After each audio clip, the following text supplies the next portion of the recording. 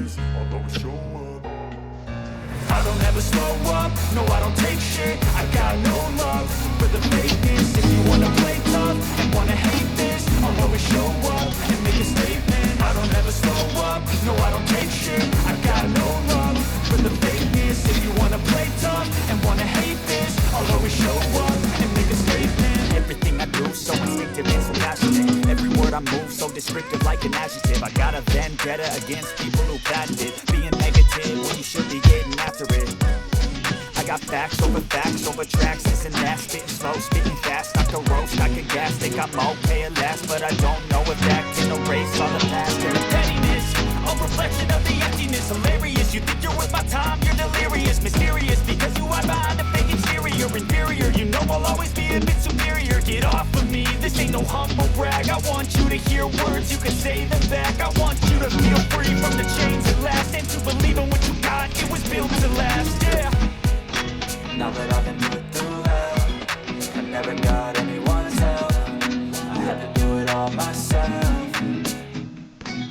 I don't ever slow up, no I don't take shit. I got no love for the fakeness. If you wanna play tough and wanna hate this, I'll always show up and make a statement. I don't ever slow up, no I don't take shit. I got no love for the fakeness. If you wanna play tough and wanna hate this, I'll always show up and make a statement.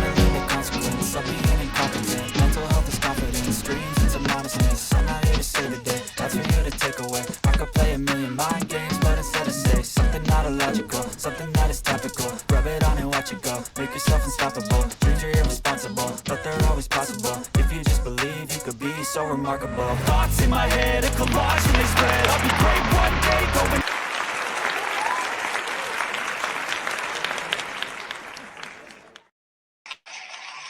Hello. Good evening.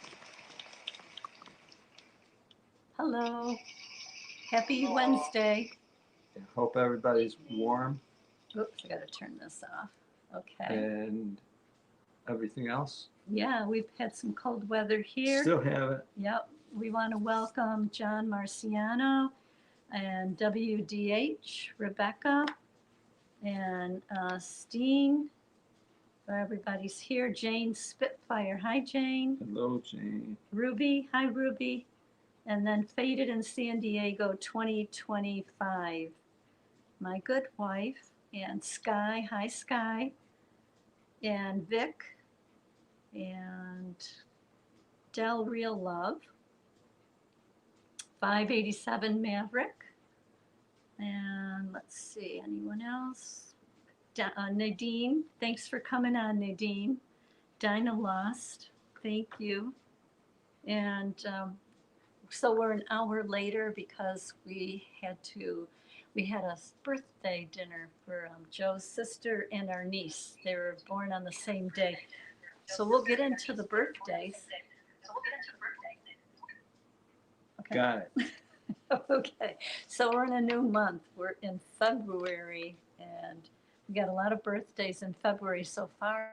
Sunny, please let us know in the chat.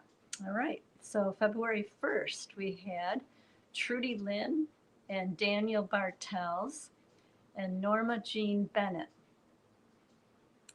And today we were at Marcella, Joe's sister, and Erica, our niece, was their birthday. Also, Heather's daughter is 9 today. On the 8th, Del Real Love, she's in the chat. Happy birthday. And Emily Dilger. On the 10th is our daughter Liddy and Debbie Moore and Vivian. The 13th, Matt Malecki, our nephew, and Stacy DeYoung. The 17th, Matthew Gallman. The 20th, Mr. CIA, he's going to be 77, and Chris Parsons. The 21st, Tara Rice. The 22nd, Deanna from June, and also my brother Pete Pinello. The 23rd, Tony Pitio, how do we say it? Pitio? Pitio? Pitio. Yep, he's going to Hey. be 68, he told us, or his wife told us, I should say. The 24th, Brian Brown. The 27th is Vanessa Braychek and Colin Plummer. And if there was a leap year, which there is not this year, there was last year, on the 29th is Susan Carmack. So if you know anyone else, Yeah, Dinah lost us. my dad doesn't celebrate as he's Peemy, but his 210. birthday is 210. Oh, another 210 for Dinah Lost Father, even though he Yes. doesn't celebrate it. Still got a birthday. Neither does our daughter, but we mention them anyway. So that's the 10th. That's right. That's right. So happy birthday, all. And we've got a birthday song for you. All right.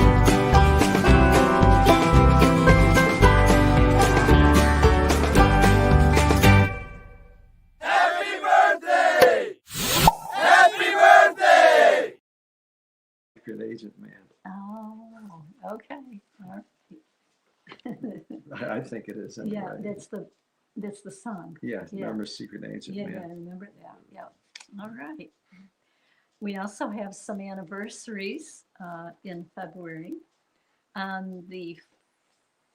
Yesterday was Severia and Bernard was their anniversary. And we have another one. I know we do. Thought we do. Oh, yes. How could I forget? Ken and Dina. Dina. On the 19th, February 19th, they're going to be celebrating 42 years. So Nice. happy Dina. anniversary. If there's any more anniversaries, please let us know in the chat. And we've got a little anniversary song too for you. We're about to have a beautiful time. About to throw a party tonight. Hey. It's been a really long day for me. I should be living my life. Hey. Because time won't wait for me. I ought to throw a party tonight. Hey. Me and my friend, and I be happy that I made it. Yeah, to the end of the day. That's right. So I guess I throw a party tonight. Hey. Okay. Yes, happy anniversary. Yeah.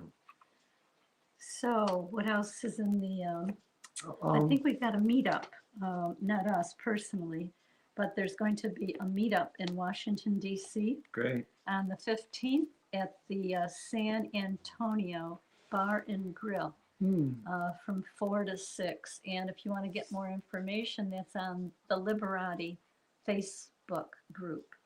So that's the 15th in Washington, D.C. There's also an online meetup for any that can't go in person on the 23rd. The Liberati, once a month, they do an online meetup and people from all over the world come on. It's at 2 p.m. Eastern Standard Time. So we'll see you there. I think those are the only meetups, unless anyone knows of more meetups. Okay. Yeah. Now, do you want to mention anything about the letters now? Yeah. You want to? Yes. Yeah. Do. Okay. So we've let's see. We've heard about the letters to President Trump, and we've got a copy right here. But we sent ours in Monday. And if anyone needs a copy, I know. What's her name? One of the friends in the chat. I don't know if she's on yet, but she can make copies for anyone that needs a copy. I don't see her here yet. Maybe she will be on. But just let us know if you need a copy and we'll make sure you get a copy. Now, did we send one to anyone else? Okay, so we sent the letter to President Trump and Right. we included our, which we don't have it right here, our Yeah. I got it. postcard. Okay, oh, good. Did we send one to the court? Okay, so next, The that's kind of letters. dirty one. No, not letters, just to the president, Just we the sent that, yeah. But we also, because we wanted to, we sent our postcards, an individual addressed postcard to each of the cabinet members, President Trump's cabinet. We sent them to each of the Supreme Court Oh, that's backward. It members. just looks Oh, yeah, backward. maybe. Is that backward? It looks backward No, to it's us. not. Look, you can see Oh, it right okay, here. good. Okay. So each of the Supreme Court members got a postcard. We're also sending them, thanks to Mr. CIA, to some assembly halls and kingdom halls in the New York City, Long Island, Garden City area. So we did that. We also sent one to our governor, Kathy Hochul, our attorney general, I have my list here, and our local mayor. These are all postcards that we sent. Yeah. And anyone else we could think of. And incidentally, if anyone has any suggestions in your area or any other area where you'd like this sent, we will send it. Just let us know the address. Either text us the address, leave it in here, or get it to us or call us on the phone and let us know, and we will send it. Or what about, we can fit 5 in an envelope and send it to the person with just a regular stamp. Yeah, You want to do that too? yeah, we're not going to send out a lot of these that way because number one, they cost, and we're trying to send them out as well. Mhm. I mean, if someone Mhm. would like that, we will do that for small donations. Mhm. But we will send these out to your addresses Mhm. If you give us the addresses. on our postage. We will do that. Mhm. What I like about the letter's incredibly well crafted, well researched, and well, I mean, I'm not going to say it's absolutely totally comprehensive, but it sure is. But there sure is a lot of information in there. What I like about ours as well is that if somebody just looks at it, they're reading it. Mhm. They don't have to And open so anything. there's not a whole lot of commitment that's needed, but it's there. So both ways, you get them for the quick as well as for the in-depth. So let's keep the letters as well as the postcards going. So as I said, we're already sending our postcards to one of the friends' locations in their area. Mhm. So in other words, their area is going to have the benefit of this in the hands of their local people. So we can do that for you as well.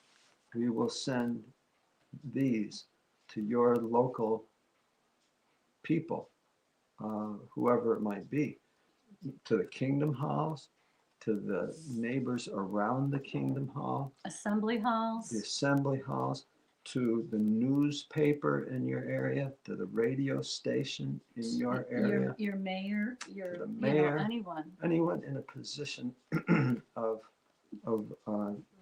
authority, or How about the janitor? anyone Anyone. and everyone. Yeah. The church, the local churches, Mhm. you name it, we will send them out. Just So let us know. You can either email us at, they'll probably put it in the banner, JANDFGUERINO well, we'll put it in the at thing here, too. gmail.com, or you can text it to us. I'll put it in the You're gonna chat. put it in the chat. 315-221-0130. Email and Yeah, I'll put them both in the chat for Yeah. you. And then you can get us names and addresses, and make sure the addresses are okay. we love sending these out. We really do. GERINO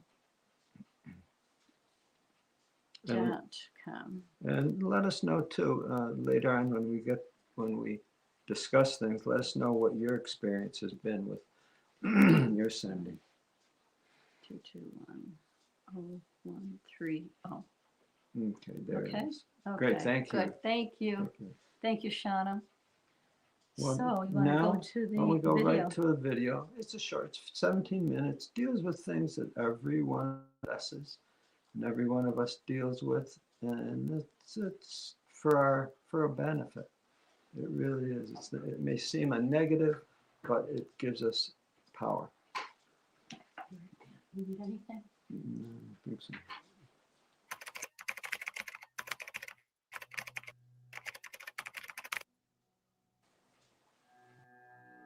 What if I told you that right now, at this very moment, something inside you is changing? Not because you're evil, not because you want it to, but because the world is built to break you, slowly, invisibly, without you even realizing it. The people who swore they'd never lose themselves. They were the first to fall. History proves this over and over again. You think you're in control, that your morals are unshakable, that you would never cross the line. But what if I told you that's exactly what they all thought too? Psychologists have uncovered a terrifying truth, one that explains why good people do the unthinkable. And the worst part? It's already working on you. Stay with me, because the second you think you're safe, you've already lost. Take a deep breath. Now ask yourself, could you ever commit evil? Your gut reaction is probably no. You see yourself as a good person, moral, kind, incapable of harming others. But what if I told you that under the right circumstances, you absolutely could? Not because you're a bad person, not because you want to, but because science has proven that almost anyone can be pushed to commit horrifying acts. Let me tell you something that will haunt you. In 1971, Dr. Philip Zimbardo conducted a psychology experiment at Stanford University. He took normal, stable college students and randomly assigned them to be either guards or prisoners in a fake prison. No one was forced to do anything. No one was told to be cruel. And yet, within days, these ordinary kids transformed into something terrifying. The guards became sadistic, ruthless. They forced prisoners to do pointless exercises for hours. They took away their beds, locked them in solitary confinement. They started enjoying their power. The prisoners? They became broken, numb, obedient. The abuse was so severe that the experiment had to be shut down early. Think about that. These were normal, everyday people, just like you. And all it took was a shift in circumstances to turn them into monsters. Still think you're different. So did they. But here's the terrifying part. This same psychological force is at work in your life right now. You just haven't noticed it yet. You might be thinking, that would never happen to me. I know who I am. My morals are too strong. That's exactly what those students thought too. But here's the truth. Your personality doesn't matter as much as you think. The situation is stronger than the individual. History has proven this time and time again. Ordinary citizens supported dictators. Loving parents became ruthless executioners. Soldiers who swore to protect turned into war criminals. These weren't psychopaths. They weren't born evil. They were just like you until the right conditions rewired their minds. The scariest part, it happens so gradually you don't even notice. First you justify something small, a little cruelty, a tiny lie, a harmless act of selfishness. Then you do it again and again. Each time your brain adjusts, your conscience dulls, your morality shifts. One day, you wake up and realize you've become the very thing you once feared, and the process has already begun. Evil doesn't come from monsters in the shadows. It comes from ordinary people making small, seemingly harmless compromises. Take the people who committed horrific crimes. They weren't demons. They were teachers, doctors, shopkeepers, and loving parents. They started by following minor rules, obeying small injustices, looking the other way. By the time they realized what they were a part of, it was too late. Because evil isn't a single dramatic decision. It's a slippery slope, a series of tiny steps. And right now, you're already on it. Think about it. Have you ever seen something wrong but stayed silent? Have you ever justified a small lie because it wasn't a big deal? Have you ever done something you swore you'd never do but told yourself you had no choice? That's how it starts. One day you tell yourself, it's not my problem. The next day you say, I have to do this to survive. And before you know it, you're not the hero of the story anymore. You're part of the system. The only way to escape? Recognize the trap before it swallows you. There's a reason why history repeats itself. Because humans keep making the same mistake. It's called the Faustian bargain, a deal where you get everything you've ever wanted at a cost you don't realize until it's too late. You might think this is just a legend, a fictional tale of a man named Faust who sold his soul to the devil for unlimited knowledge, success, and pleasure. But what if I told you this isn't just an old myth? It's happening every single day, not with demons and contracts signed in blood, but with small, invisible compromises that turn good people into something unrecognizable. Take a look at history. CEOs who start out just wanting to build a company until money becomes their god, and they'll crush anyone to get more. Politicians who enter the system to make a difference until they're selling their morals for power behind closed doors. Doctors, teachers, police officers who begin with good intentions but slowly start turning a blind eye because it's easier that way. Do you see what's happening? No one wakes up and says, today I will become corrupt. It never happens in one big, dramatic moment. It happens slowly, step by step. At first, it seems harmless. A little compromise, a tiny ethical gray area. Maybe it's bending the truth to make a sale. Maybe it's staying quiet about something you know is wrong. And you tell yourself, just this once. But that's how the trap works. Because once you justify something once, you can justify it again and again. Until one day, you don't even recognize yourself anymore. And just like that, you've signed the deal. Not with a demon, but with your own silence, with your own willingness to look the other way. The scariest part? You won't even realize you've lost yourself until it's too late. But if you're listening right now, there's still time to stop it. The question is, will you? Let's look at a real example. A new employee notices others taking office supplies home. At first, they feel uncomfortable about it. But after seeing it happen repeatedly, they start to think it's normal. One day, they take a pen home. Nothing bad happens. Later, they take some paper, then maybe a stapler. Each time, their brain justifies it. The company won't miss it, or I work hard, so I deserve this. This slope gets more slippery because of how our minds work. We have an amazing ability to justify our actions. After each small wrong choice, we slightly adjust our beliefs to match what we did. We tell ourselves stories that make our actions seem okay. I had to do it. It wasn't that bad. Others are doing worse things. Social pressure makes the slope even more dangerous. When we see others sliding down, it becomes easier to follow. We might think, if good people like Sarah and John are doing it, it can't be that wrong. Or we might fear standing out by being the only one who refuses to participate. The scary part is that people rarely notice how far they've moved from their original values. Like a frog in slowly heating water, the changes happen so gradually that each step feels like a natural progression from the last. By the time someone realizes how far they've gone, they might be in deep. But knowing about this pattern gives us power to fight it. We can catch ourselves at the top of the slope where the small choices begin. We can question those early justifications. Am I making excuses for something I know isn't right? Would I be proud to tell others about this decision?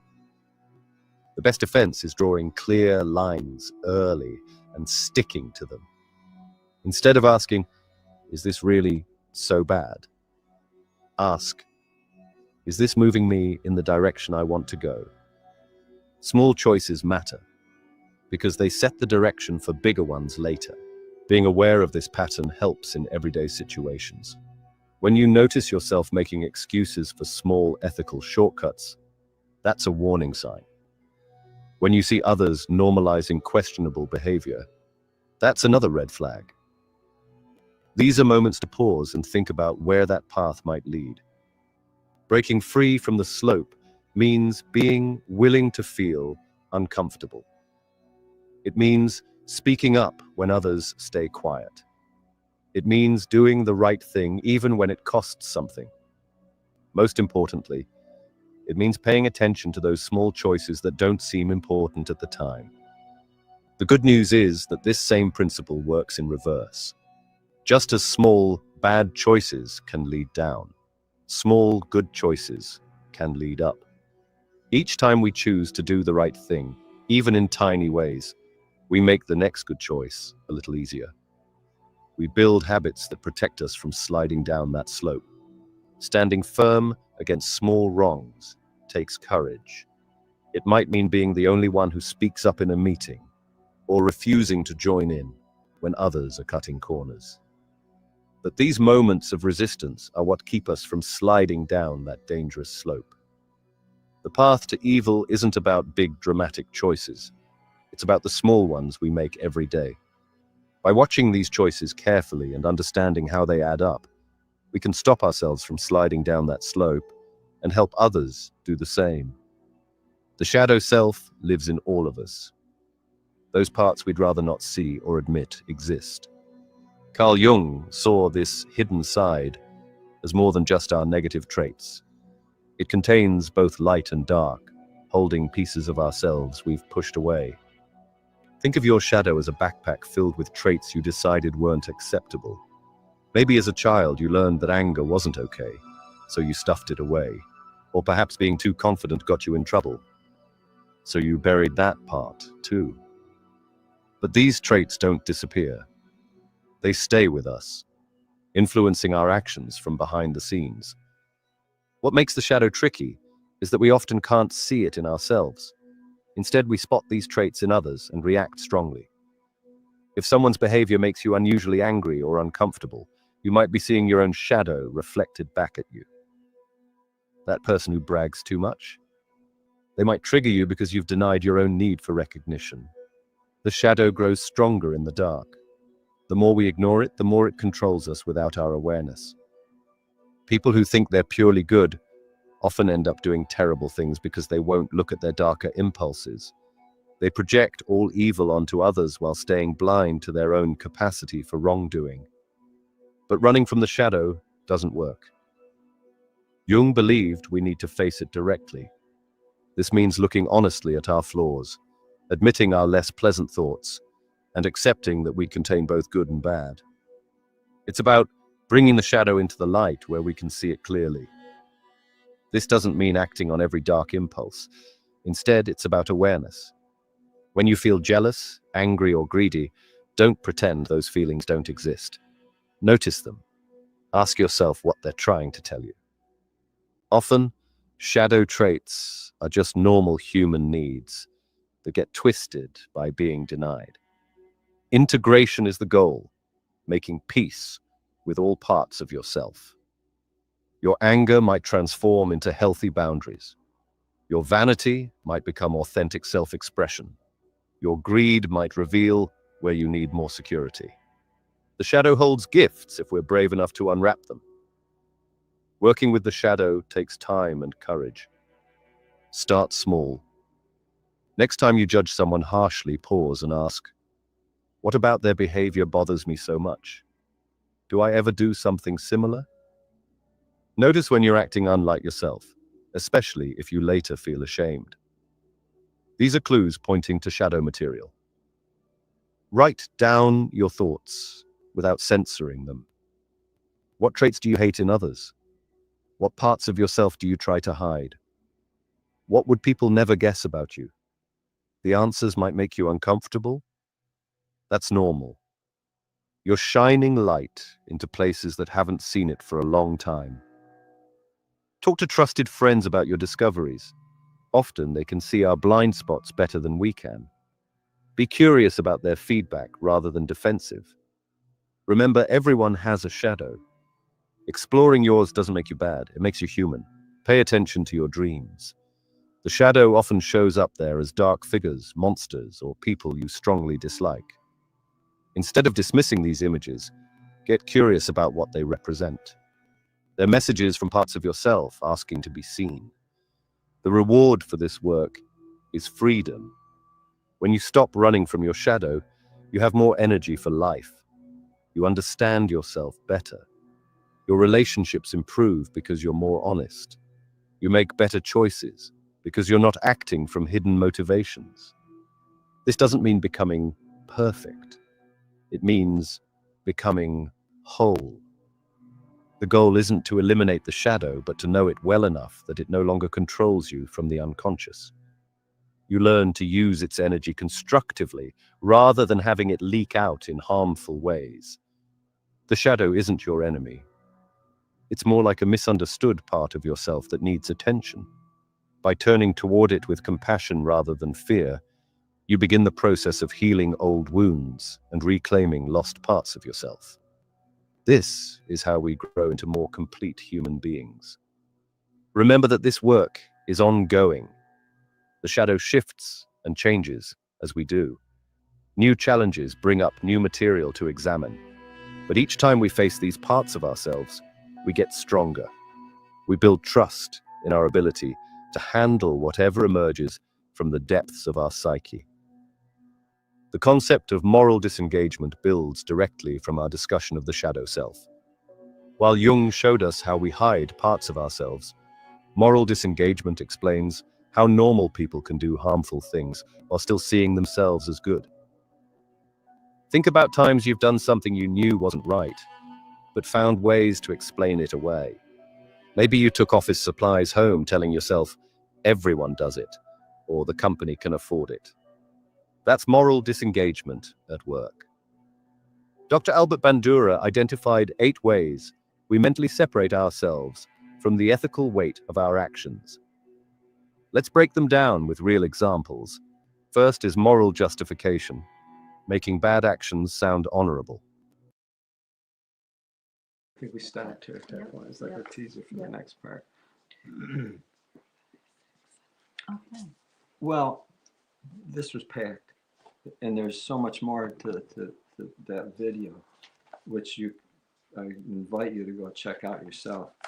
But this thing called the shadow, we all contain this shadow person.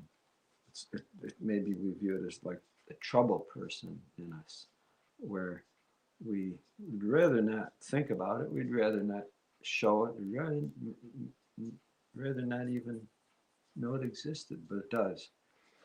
And the more we identify it and deal with it, we come to develop our power. It's really our power. It's who we are, and how we can be what the speaker called whole, a whole person, because otherwise we're burying things which really may be of great value, even if it's troublesome. If anyone has ever had anything in their possession that was a lot of trouble, maybe a vehicle, maybe a tool, maybe I don't know, could be anything.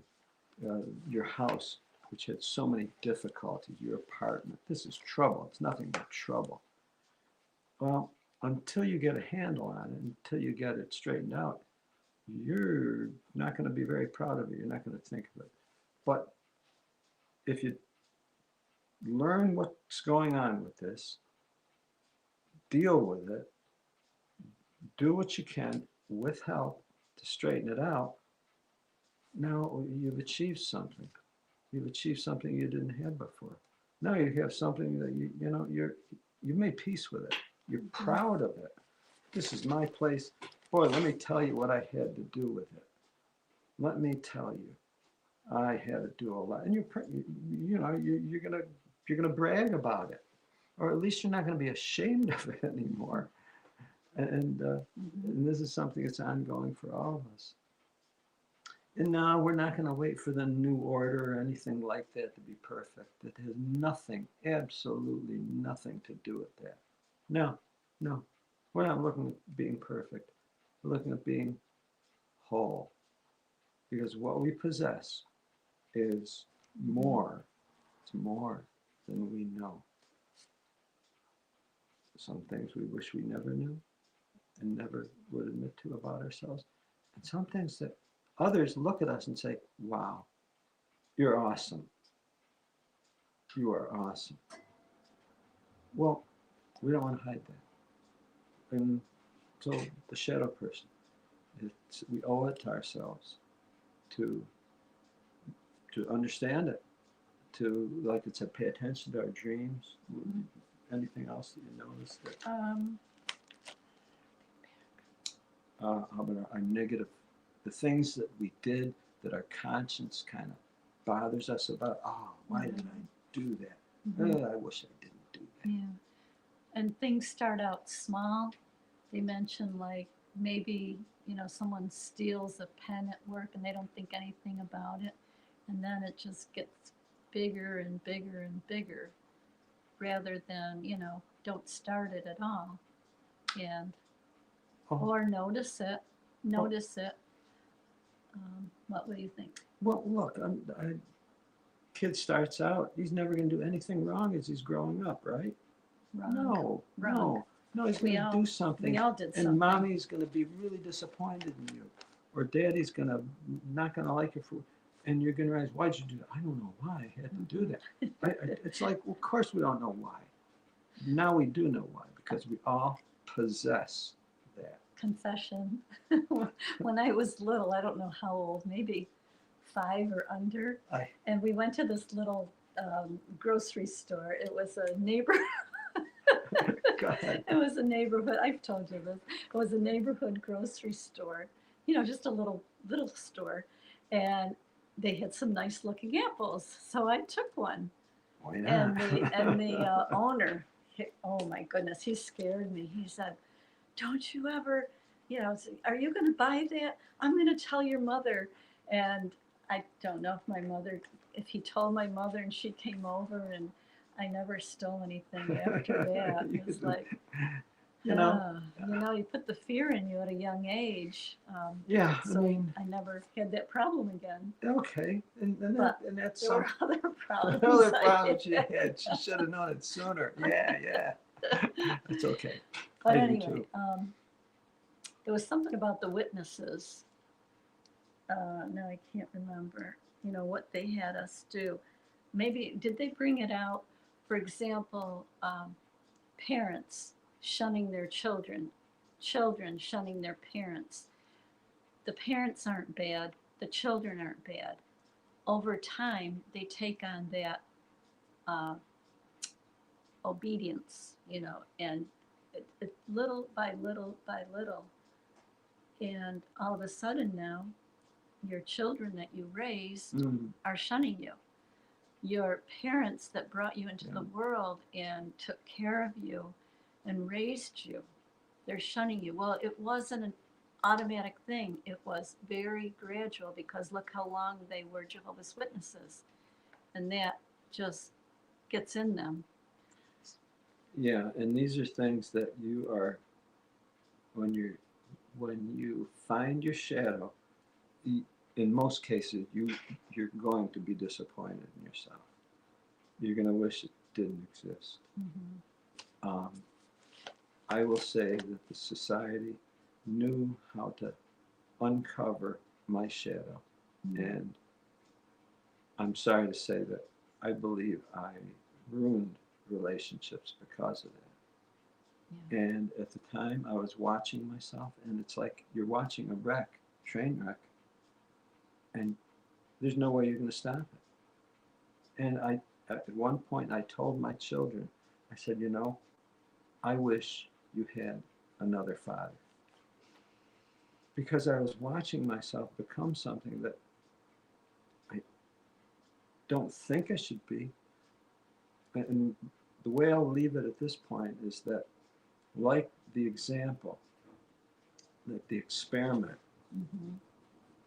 the society impressed on me so much fear for my children that I had, fear for them and their future. One of the talks that was given, which triggered me in my shadow, which I will probably lose to the end of my days because of.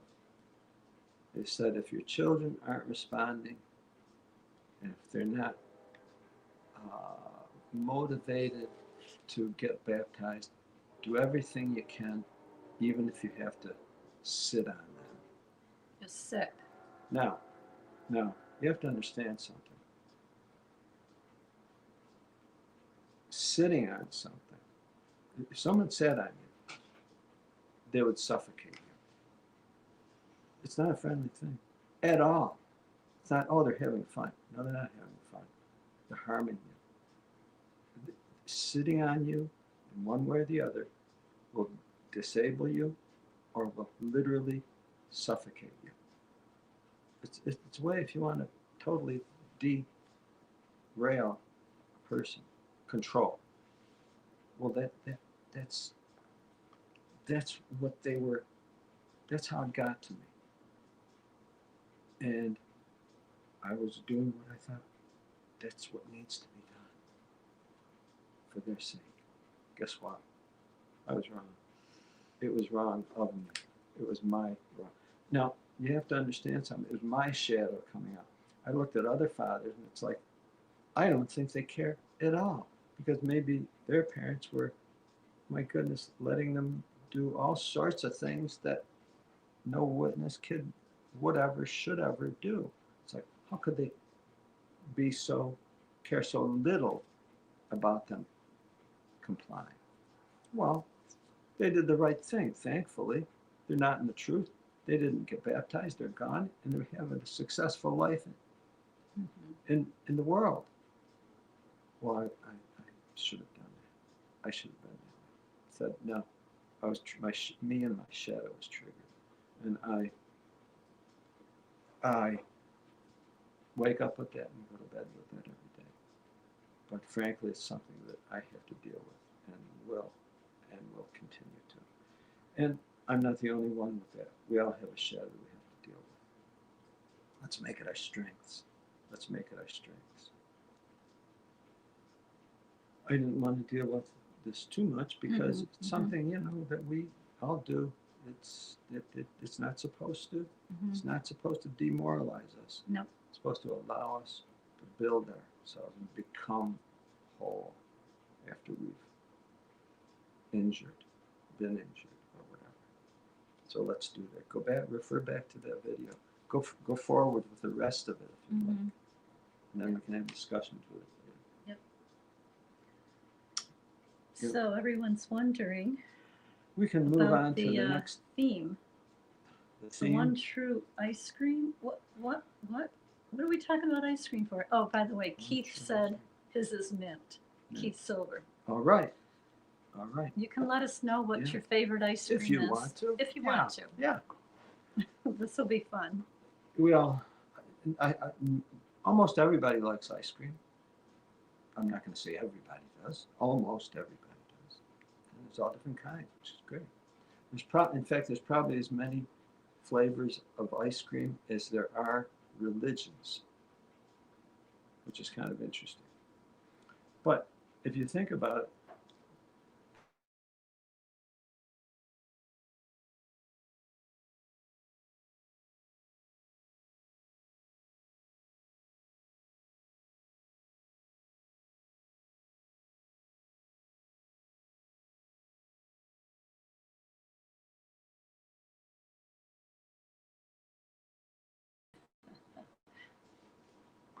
we're back, I think. Are we back? Let us know in the chat if you can hear us. Are we back? Just let us know. Yes. Okay, thank you. I guess Free ice cream is the best. Okay, free ice cream. Well, long ago in a distant land, somewhere on Earth, in a faraway place, I said that already, distant land, There was a people that had very sparse foods to eat. Nothing very exciting, but they had cattle, they had cows, and chickens, and grew crops. They didn't have Walmart. There was no Walmart, there was nothing else. But they lived well because of that. They didn't have refrigeration either. Okay. They knew how to preserve foods. Well, one day, someday, somehow, oh, that's right, I forgot, they had ice. Ice. Yeah. Okay. Things started freezing. Temperatures grew colder. They realized they had this thing called ice. They could start preserving things. Wow. Someone discovered that they can take ice and with salt, which they also had, and put it together with cream from their cows. Put it all together. Well, in a way, in a special way, Mhm. they discovered, they were very creative, they discovered how they could make it into something called ice cream. Hmm. They didn't have refrigeration, but they had ice, they had salt. Someone was brainy enough, very skilled, very creative, and able to come up with a device or a means to make something ice cream. It was cream that was iced, and it was really interesting. They were so tickled. And everybody started learning about ice cream. And so they would start getting together and they would have ice cream parties. They never, Shaq likes choco taco. all right. Well, you have to understand something. What ice cream was for them was cream that was iced. That's it. There's no flavor in it. It was iced cream. That's it. And they were all very happy with this thing called ice cream. Proud of themselves, got together, formed friendships on the basis of their parties. Did they have an ice cream party? Ice cream party.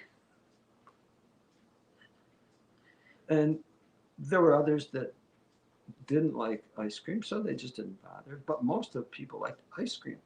Most everybody in the community. And they were very ice cream oriented. Maverick thought that Ben and Jerry discovered ice cream. No, they're latecomers. Late to the party. Late to the party. So these guys had, it took in most everybody, and everybody was, they were always talking about it, and they were all proud of being part of, known as the ice cream party people. So they'd ask, are you part of that party? Yeah, ice So cream there was party. only one party? One party? Well, yeah, Okay. that was it. Okay. I mean, there was no other. No other They flavors? didn't have or- parties because they didn't have any other foods. Right, This was special. I gotcha. Someone comes along and said, oh man, I found something better, a better form of ice cream. You ought to know about it. This is better. It's got sugar in it. See, before it didn't have sugar, it was just ice and cream. So now this is the sweetened ice cream. Oh, well, we don't do that here. Ice cream party has cream and ice, and that's it. I don't know why you're putting sugar in it. That's we don't do that. We don't believe in that. Well, we do it here. Try. Oh yeah. Well, it's pretty nice. Pasta babe. Someone else tries. Yeah. Not everybody liked it, but a certain few of them got together and said, "We're gonna let's do just the sweetener with this, the sugar, because this is the way you should do it." And the others looked at them and said, "Well, we're going to stick with our original ice cream." Okay, so they draw off. They have their own separate party. We're going to have the flavor, just sweetened ice cream party. And now you've got the regular ice cream party, original, and then now you've got the sweetened, smaller. Now, of this group, which was growing, by the way, because others sampled it and they liked it, so someone said, "Hey, you can even put something else in it. You can put vanilla in it." Vanilla? Yeah, it's a bean. It's right here. We got all this. You put it in. It's amazing. Now this is the sweetened ice cream party. We don't put anything in it. It's not proper. Well, we think it is. So a number of people draw off. In fact, they even come from the standard original ice cream, and they form another group. So now you've got the original ice cream party.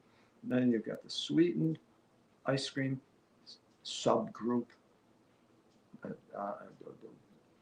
sect, whatever. And then you got this other one that's got the brainy idea of putting vanilla in it. Not because of the vanilla ice cream party. That started such a wave of different ice cream flavors. Every one of them felt theirs was the best. And what happened? This original huge, large gathering of ones who liked the original ice cream now dwindled, got smaller and smaller, and these other got larger and larger. So they all subdivided out of this one large one. And they started to act like they weren't friends anymore because of that. All because of one liked one form of ice cream more than the other. Whereas previous to that, they were all a very unified bunch of people. It was tearing the place apart. It was tearing the community apart, all because there were so many different things that they could do with ice cream. Sten said, "Oh, it's 12:25 p.m. here, and it's 96 degrees Fahrenheit. You're making me want ice cream." You better get an ice cream there, fella. So this ridiculous illustration is pointed toward a very difficult, complicated, troublesome occurrence among people today. Because we all started out in one party, of people, but then as soon as there was this group that was all in favor of one thing, someone came up with an idea that was a little different. Because humans are that way. They're creative. They've got different ideas.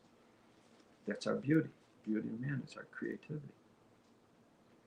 And as a result, that one large group that had this idea now got subdivided into this another subgroup.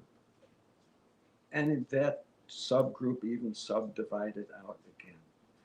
And that's such a common occurrence. Any group that forms, any group of mankind that forms, breaks down into subgroups. It's just a reality. Absolute reality. Just count on it. It will happen. You form a club because what kind of a club? A knitting club? A flower club. A flower club. Yeah. Well, a book club. And everything's going great, and you're growing in numbers, and people talk among each other. And sure enough, someone comes up with a variation, and they say, "Hey, let's get together because the rest of the group doesn't like this. Well, we'll form another club. Oh no. Now, what happens? Well, the original club kind of worries because there's usually the club organizer. And, well, they're going out of their way to form a club. In fact, maybe even they're deriving some profit from it. Maybe. Maybe. They may not be forming profit. Maybe it's just their baby, so to speak, and they want to see their baby grow and prosper. So they're going to do everything they can to what? What are they going to do? They're going to do everything so that they can stay together with their group. Got to keep this group unified. Got to keep it together. I don't want to go losing our members because there's, strength in numbers. Who wants to lose? No one wants to lose. No one wants to lose their power. Keith says, Paradise ice cream, 144,000 You bet. flavors. You bet. You bet. Who would like to say pasta, babe? Hello. What say you, Linda? I'm sticking with vanilla. All right. Vanilla. You I'm like sticking vanilla? with vanilla because we can always add anything to vanilla. But if we start off with vanilla, Yeah. actually I get green tea powder, Whoa. okay, and then I add it to my vanilla ice cream, and then I get the Wow. green tea ice cream, like when you go to a Japanese restaurant and get their green tea ice cream. When we were in Los Angeles, in the which section? The Give me a second. The Persian Persian section. section. Oh. Guess what kind of ice cream we had? I don't know. Was it the green Well, tea? No. No. Think of a really Oh, curry. No, I bet well, it was could've. curry. could have. Okay. Think of an exotic, expensive spice ice cream. This kind of spice. It's very expensive. It was very good. What was it? Saffron? Saffron. It was very good. Saffron. It looked amazing and it was great. Yeah. Oh, that's amazing. It was in Los Angeles. Yep. So And the Persian Persian section. section. So the point here is, how on earth do you retain unity with peoples who have a huge diversity of thought and ability? How do you do that? Unity does not mean conformity. Got it? So I can be in union with someone who has a different flavor of ice cream that they prefer rather than the flavor I prefer. Good. Yeah, I agree. If I expect them to conform to my taste, Yeah. then of course they don't want to be around me because I'm forcing my convictions or my tastes Right. onto them. And Right. then I'm not allowing them to be their authentic self, Yeah.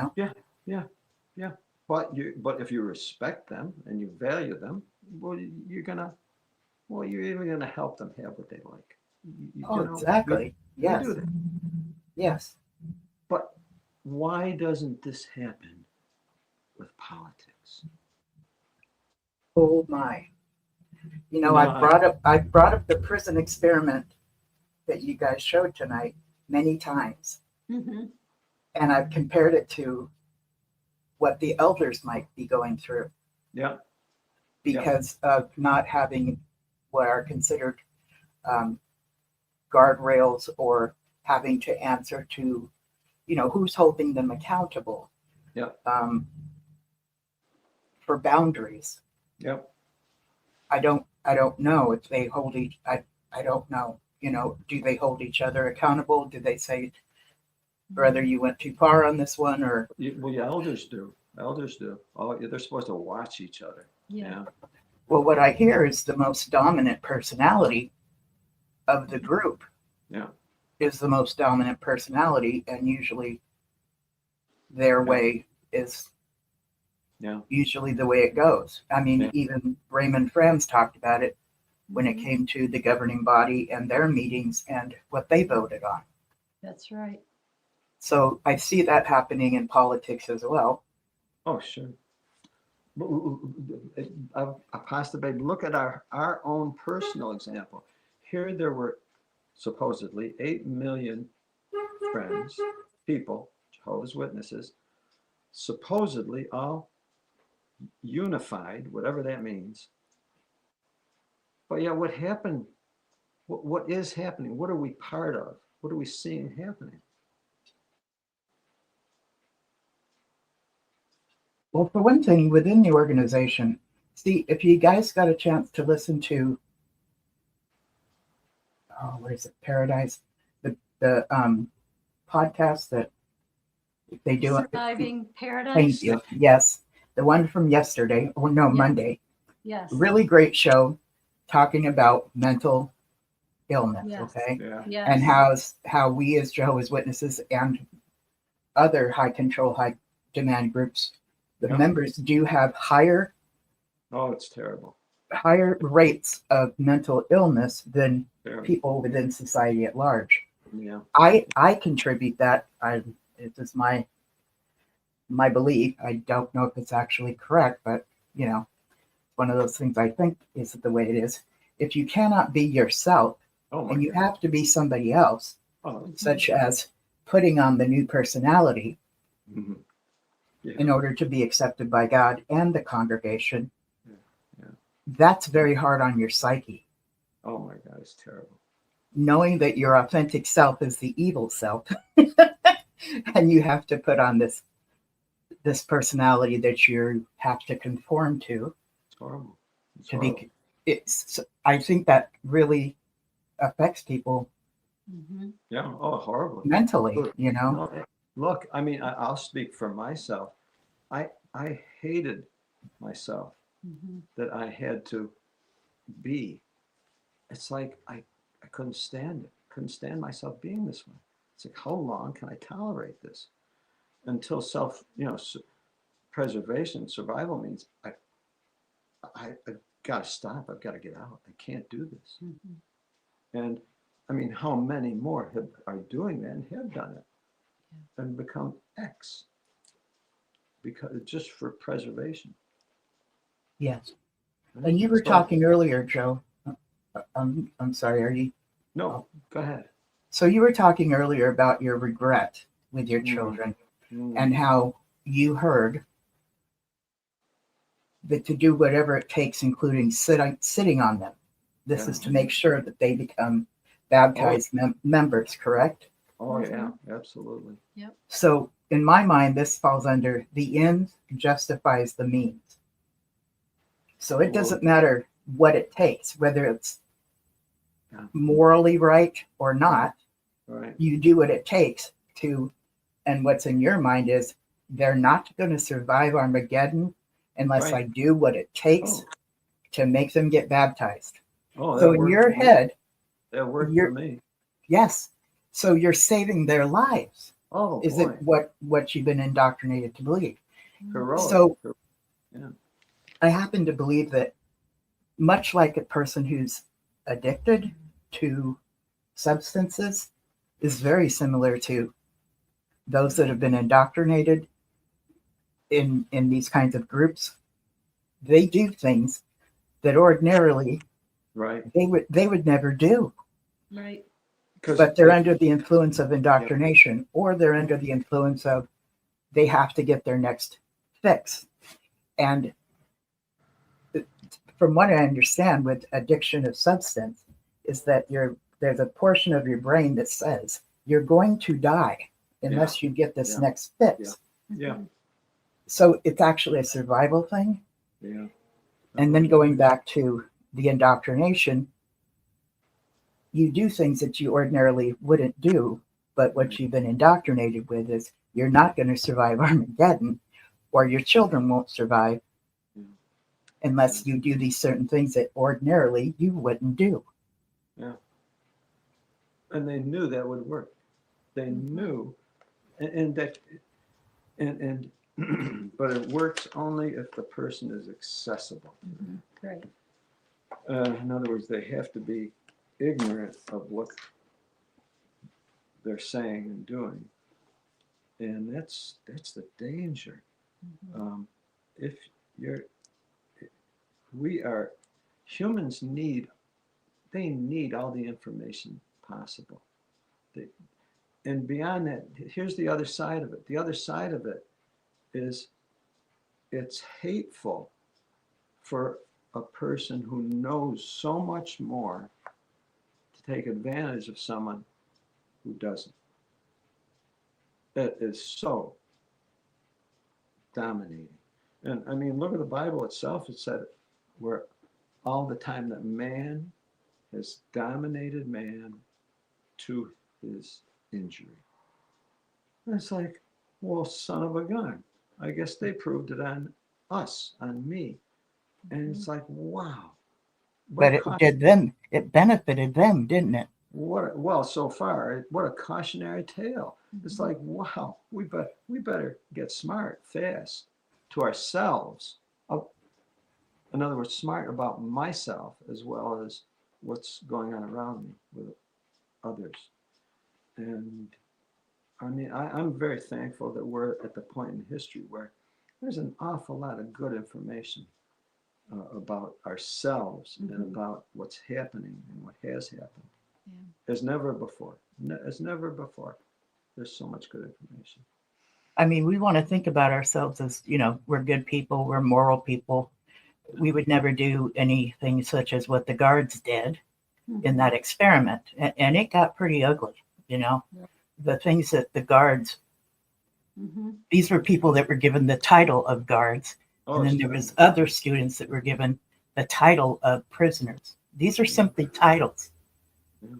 They were not trained for it, No. and so they assumed that role. Correct. And that's what I believe we did in the Kingdom Hall. Absolutely.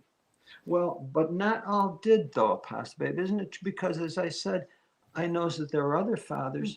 It's like these guys, they don't care. They weren't doing anything. Yes. So we became exemplary as a result of that. Yeah, because we were were listening. We were exemplary. listening to them, and we were doing what we were Oh told my to God. do. And I realized those sons of devils knew exactly how to manipulate and exploit and consequently destroy. So it was about obedience and loyalty. Yeah. And fear.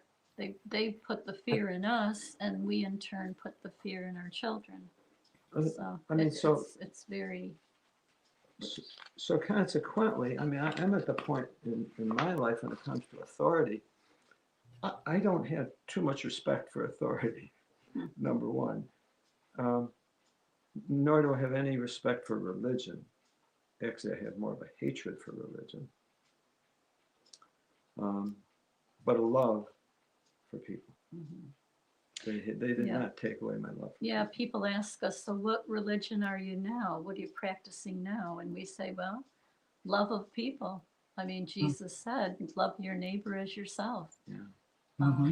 And I asked them, before I tell them what my religion is, I asked them, well, what's your religion? And if they state a religion, then I asked them, well, did you come up with that? And they'll stop for a second. What do you mean? I mean, did you form that? Did you formulate that religion? No. It's like, well, it's not your religion. It's some man's religion. You're just following some man's religion. I said, it's not yours. Yeah, religion is man's attempt to reach God. Well, it's man's attempt to get you to reach God the way they want you to. Yeah, exactly. Oh, we're learning so much, and I'm so thankful and I'm grateful for that. The characteristic of a malignant narcissist or sociopath, kind of, just, the kind of person that goes up the ranks, CEO, owners, people in politics, high ranking positions in politics are usually the cult leaders. They fall under this category, right? And so if you learn the characteristics and tactics of a narcissist, how they abuse, how they manipulate, gaslighting is one for sure. So that technique makes you doubt your own reality or how you've seen things, right? Right. But one thing that they're very famous for is they get other people to do their dirty work. Mm. Certainly do. And there's this thing called the flying monkeys. Oh, yeah. Yes, like from The Wizard of Oz when the Wicked Witch sent out her flying monkeys. And what that looks like in life when a narcissist is trying to reach you and maybe you're trying to go no contact, which is very different than shunning. It's removing yourself from an abusive situation is what going no contact is, or going gray rock, which means you're yes, you'll answer them, but not you become pretty boring. You just the facts, ma'am. You just kind of answer very simply and not bite on the stuff that they try to get you to talk about. So anyways, but yeah, so the flying monkeys go out and try to get other people to do things or try to get them to reach that one person that's trying to reach them. And that's the position that we see a lot of the friends and the exes when they are being pursued by their people, whoever it is, for drifting away from the organization. They're the ones that need to go no contact, because not shun. They're not going to be shunning them. Maybe they're basically their people are saying, "Look, we're going to shun you. We're going to shun you unless you this, unless you that. We're going to shun you." It's like, well, excuse me, maybe I should go no contact with you because of what you're trying to do. And see, and that's, I think, the mental connection that needs to be made with some of the friends, because some of the friends are still stuck pursuing people in the congregation, maybe their family, their friends, pursuing them, but their friends are more people, they're more than willing to shun them in a second. And I see it as them, yes, there might be personalities that do that fine, easily, but I see most people when they shun, they do it because first off, the organization had to gaslight people to not depend on their own reasoning skills, but to depend on how the organization directs us and has told us to believe this is what God wants us to do. So we obey what we've been indoctrinated to believe this is what God wants us to do. No. And the whole idea of shunning stems from Jehovah God sees you as dead, spiritually dead. So now we're going to treat you like you're spiritually dead. Yeah, wow. And look right through you. And that falls under like the 8 criteria of totalism under Robert J. Lipton, who's writes a lot about totalitarianism, and he studied Koreans and Japanese when they came back. He studied the prisoners of war who were in fact brainwashed. That's what they called it back then. He studied them when they left, and what they went through. Then he came up with his writing. So Steve Hassan went to him because he went through a situation where he was willing to be talked to by ex-members, and then by the 5th day, he, managed to realize this wasn't the Jesus that he thought he was, right? So so this book was used that has the 8 criteria to totalism. I'm trying to think of the name of the book. I'm sorry, it's going to come to me. So he ended up visiting Robert J. Lipton, and Robert J. Lipton looked at him and said, "I've studied it. You've lived it.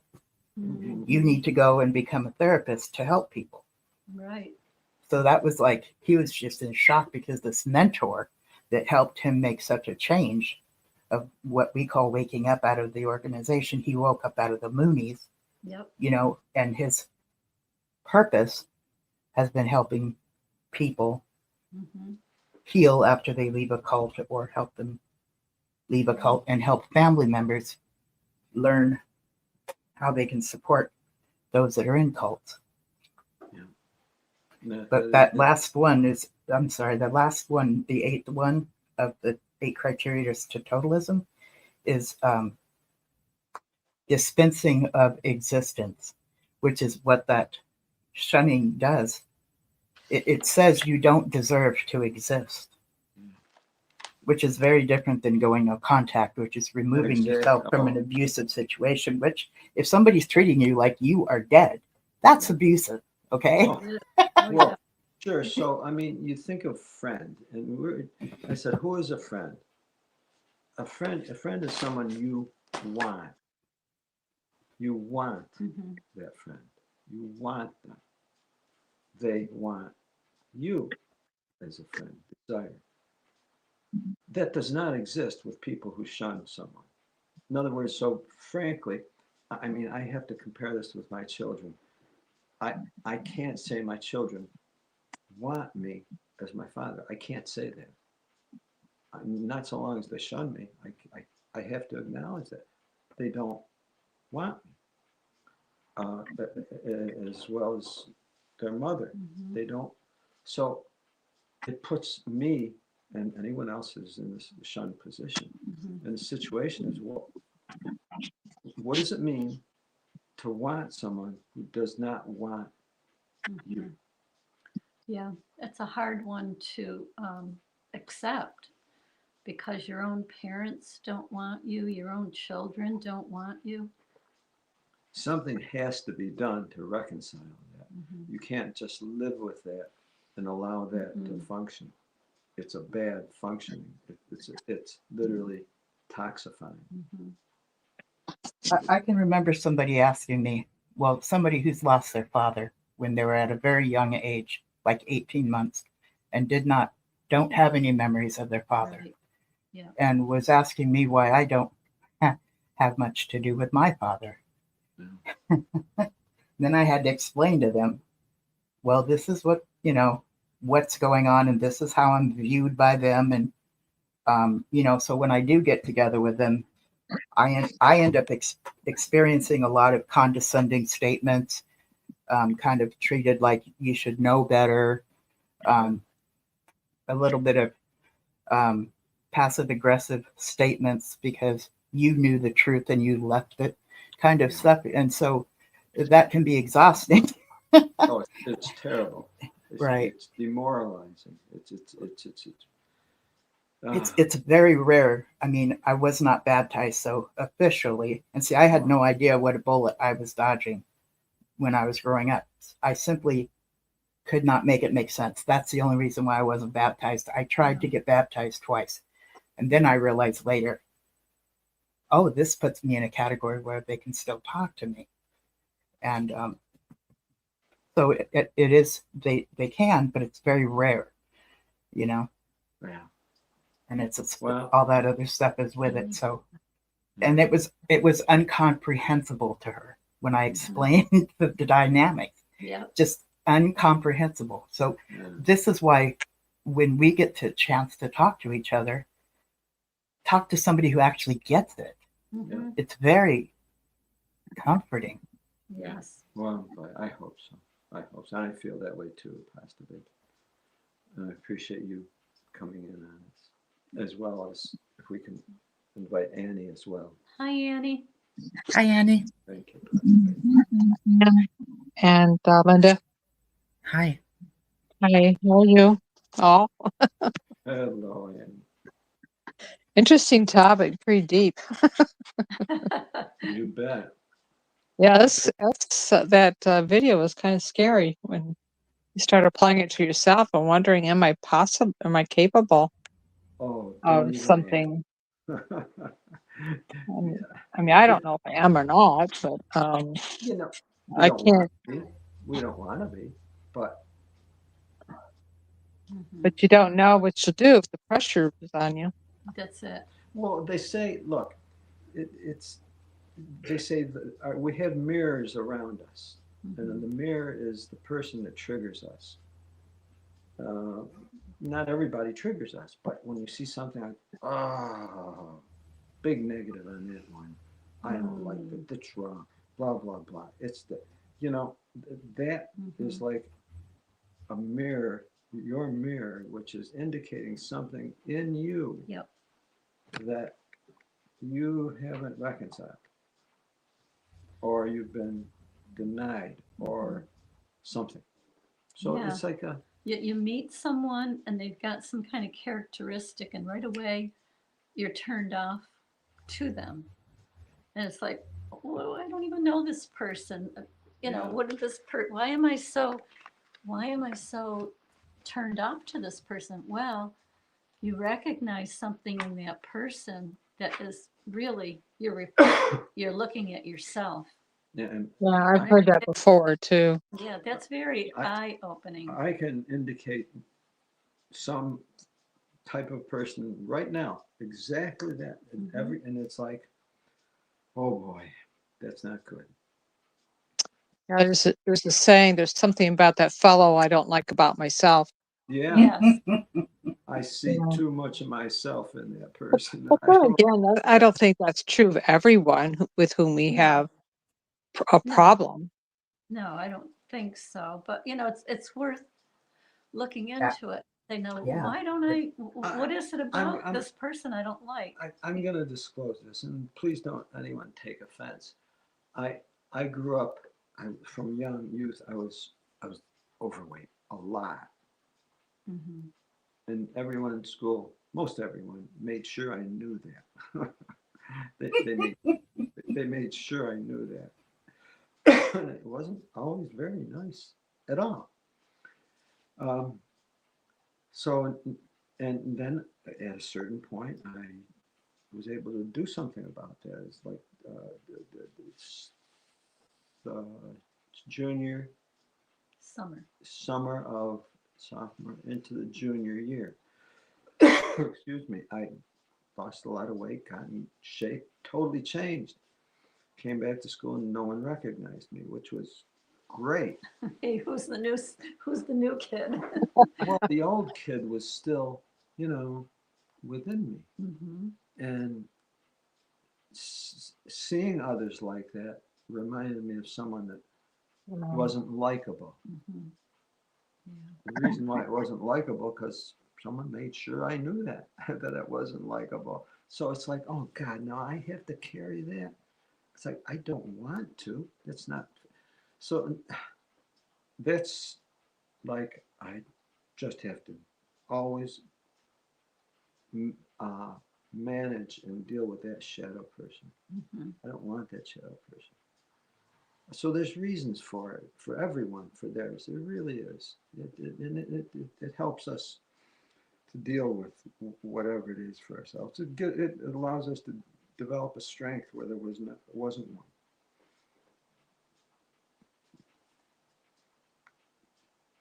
We all have some. If I get around somebody who's super sweet and super nice when they say hello the first time, and I get the experience or the impression I'm being love bombed, Gotcha. Hmm. that What do you creeps mean by me. what do you mean? Creeps me. What do you mean by that?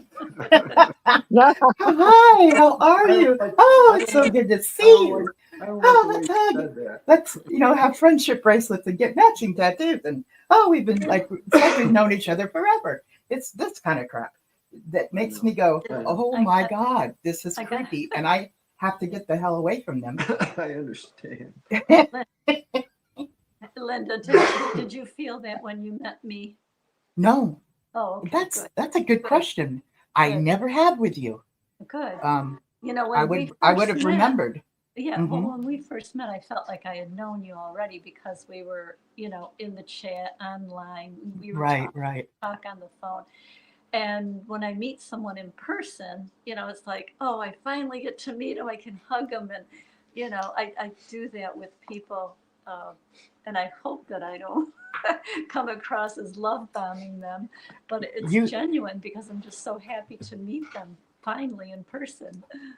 And You that's have how I a feel. personality that's very genuine and very, very, just a very kind. This you have kindness that just Well, thank you. resonates around you.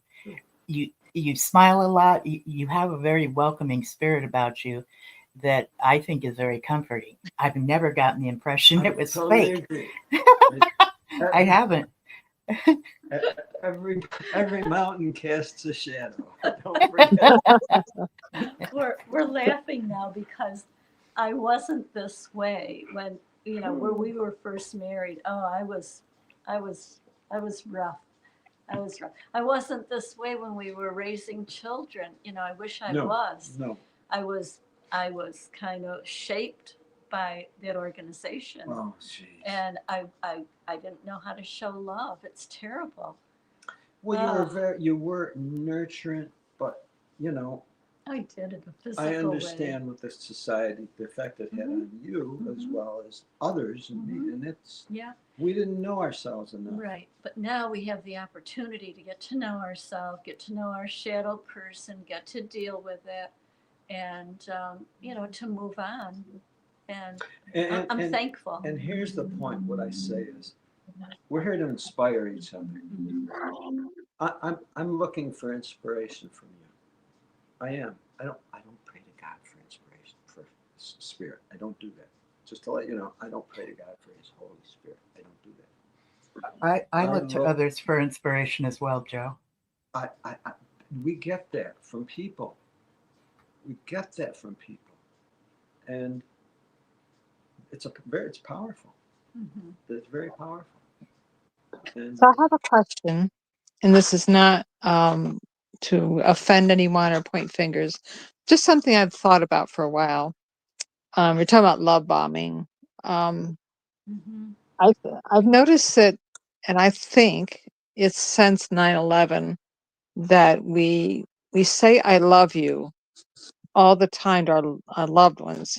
At the end of every conversation on the phone, we say "I love you." We didn't used to do that, yeah, and I think it's my observation is I think it was after 9/11, and I think that happened because we all began to realize how fragile life is and how we may not have the opportunity to say that again to our loved Annie, ones. I'm going to support what you say. Think of the fires in California, the hurricanes that took in North Carolina. God knows whatever other And how about situations come up instantly where poof, it's gone. how about It's the understandable. how about the pandemic when we couldn't be with our loved ones? Yeah. I think people really appreciated each other more so when they got back together. You literally never know what next thing is going to come crashing down. Right. You don't. I think that's how we got. I do it. Nothing wrong with it. Don't get me wrong. No, But the question that I have is that I don't want to offend anyone. We hear, we say, I love you all, for example, to people we don't know Right. on broadcast and everybody tends to do that. We love you, we appreciate you, but you don't even know the people. Right. How about different depths of love? How about that? How about that? You know, I mean, I get your drift. I get your drift. But sometimes I feel like, again, not to criticize anyone, but sometimes it can feel kind of shallow. We say, I love you. Okay. How about this one? How about, well, I have a shallow love for you. No offense. As opposed to, I have no interest in you at all. Think about it. Again, it's just a question. It's not intended to. Just think about it. You know what, though? I think And what I'm not being Annie's saying, I'm not being facetious either. No, I think she's bringing up a really good point, though. Think about it. If we see the broadcast, we look at these governing body members that say, Right. we love you. And you know, are we just saying it to say it? Yes, a certain situation came up that made us realize, oh my God, we Yeah, could well, lose each other in an instant. See, now And that's dishonest love. That's not. yeah, it's not authentic. Yeah. But can we love people we don't? I mean, well, there's agape love, I guess, if we want to go that direction. Can we love people that we don't even know, that we never met before, just because they're in an audience and supporting us? Okay.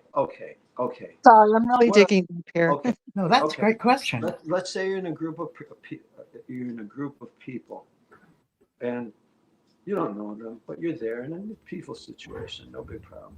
All of a sudden, someone falls to the ground, they're gasping, and maybe you know what's going on. Well, will you do anything for them? Or will you walk away? See, if you don't have love for that person, you're not going to do anything. If you do, you're gonna. Same as with you. Let's say something happened to you. You would hope that someone had some love for you as a fellow human being. That's true, but that's a one-on-one situation where you have the opportunity to act, to express concern, care for your neighbor. Okay. That's not quite what I'm thinking about. No, so when you say love, see, this is what I'm trying to get. I get you're holding a very special quality that is reserved for something special. That's the impression I get. I mean, that's what it used to be. I don't remember growing up that people went around saying "I love you" all the time. That was reserved more for loved ones, family, Yeah, and I loved get it. ones. Yeah, And no, I get it. nowadays, again, not criticizing, just questioning. I It's get it. No, I get it. I okay. think, well, see, here's the difference, and this is good. This is okay. This is fine. This is where someone could say, well, I clearly, you and Annie just don't see eye to eye. But we don't have to see quote unquote eye to eye. See, here's where I say, I don't want to live in a world where people don't love each other. Mhm. So, in other words, in my mind, I would require or desire that we all love each other. Does it mean we're all married to each other? No. Does it mean we're all, deeply connected? No. But it means we've got that capability, capacity, and openness for that, especially as the need arises. Yeah, like a performer Oh, at the end of his performance, thank you for coming. I love you all. Okay, so somehow we've gotten into the habit of saying that. I'm not saying it's wrong even. I just find it interesting how we have feel so free to use that term I love you when it was used to be reserved more for specific people in our lives. wow. Okay. And Yeah, I catch your drift with it. I do. It's wrong. I just find it I hear it all the time and I'm going, what does that really mean? See, And sometimes I say, you don't want to see it diminished in any way by maybe the that's wrong part use. of it, yeah. I understand. yeah, is it superficial? Is it just Yeah. something to say? Because And it's if the end of the show. But someone says to me, then I feel obligated to say it to them. there it is. I think that's the thing. Or isn't that uncomfortable if you have this sense of obligation? Um, not uncomfortable. I'm, I question myself, what is the meaning of the words huh, when yeah. I don't know And the people? Well, never mind. Why not just? How about this? It's like I've got a certain expression for it. You've got a certain. Linda has a certain, others here, they have their certain expressions and meanings for it. Well, can we accept how everyone uses it differently? Or do we say, oh, look, here are the requirements for love. Here's how you do it, right? See, it'd be these two bounds. This is it. And if it's not that, no. See, we're humans. It's just like ice cream. If you don't like this one ice cream, it's not ice cream. It's something stuff. But I appreciate what you're saying, and but like I said, To figure out how society got what brought society to the point where we do this, because it's not something we always did. It's okay, there's other I cultures. agree. There's I other agree. cultures that have a beautiful statement where, and I'm not sure what it is. Maybe not the Buddhist, but the others, where it's like namaste. Ah, Okay, where I'm not even, I can't even repeat it the way they repeat it. my spirit is sees your spirit and kind of thing. Yeah, and it accepts it and it Honors it or embraces something, it yeah. as you would with mine. And Mhm. see, that's the kind of world I want to live in. And so, and if that's the case, I'm duty bound to project that. Because if I don't, I'm being a hypocrite. that now that's a beautiful saying. What Linda just said is a beautiful Yeah, saying, it and it's is. the English language is very limited. Our expressions are not anywhere as near as expressive Right. as the Latin languages, for example, or the one that you quoted. And maybe that's our attempt to be more expressive. Well, And we do whatever we can, and we, I'm we sorry we for laughing. can't expect everybody to use the same language. And it's okay. It's, I just thought that expression was quite a don't. nice way of expressing yourself. Is Oh, all. it is. It really is. Namaste. You will look it up sometime, Annie, just to see it. It's People in the chat are telling Rebecca how much they love her and stuff. She's like, "Don't say it back. I'll get in trouble." No, I didn't mean that at all.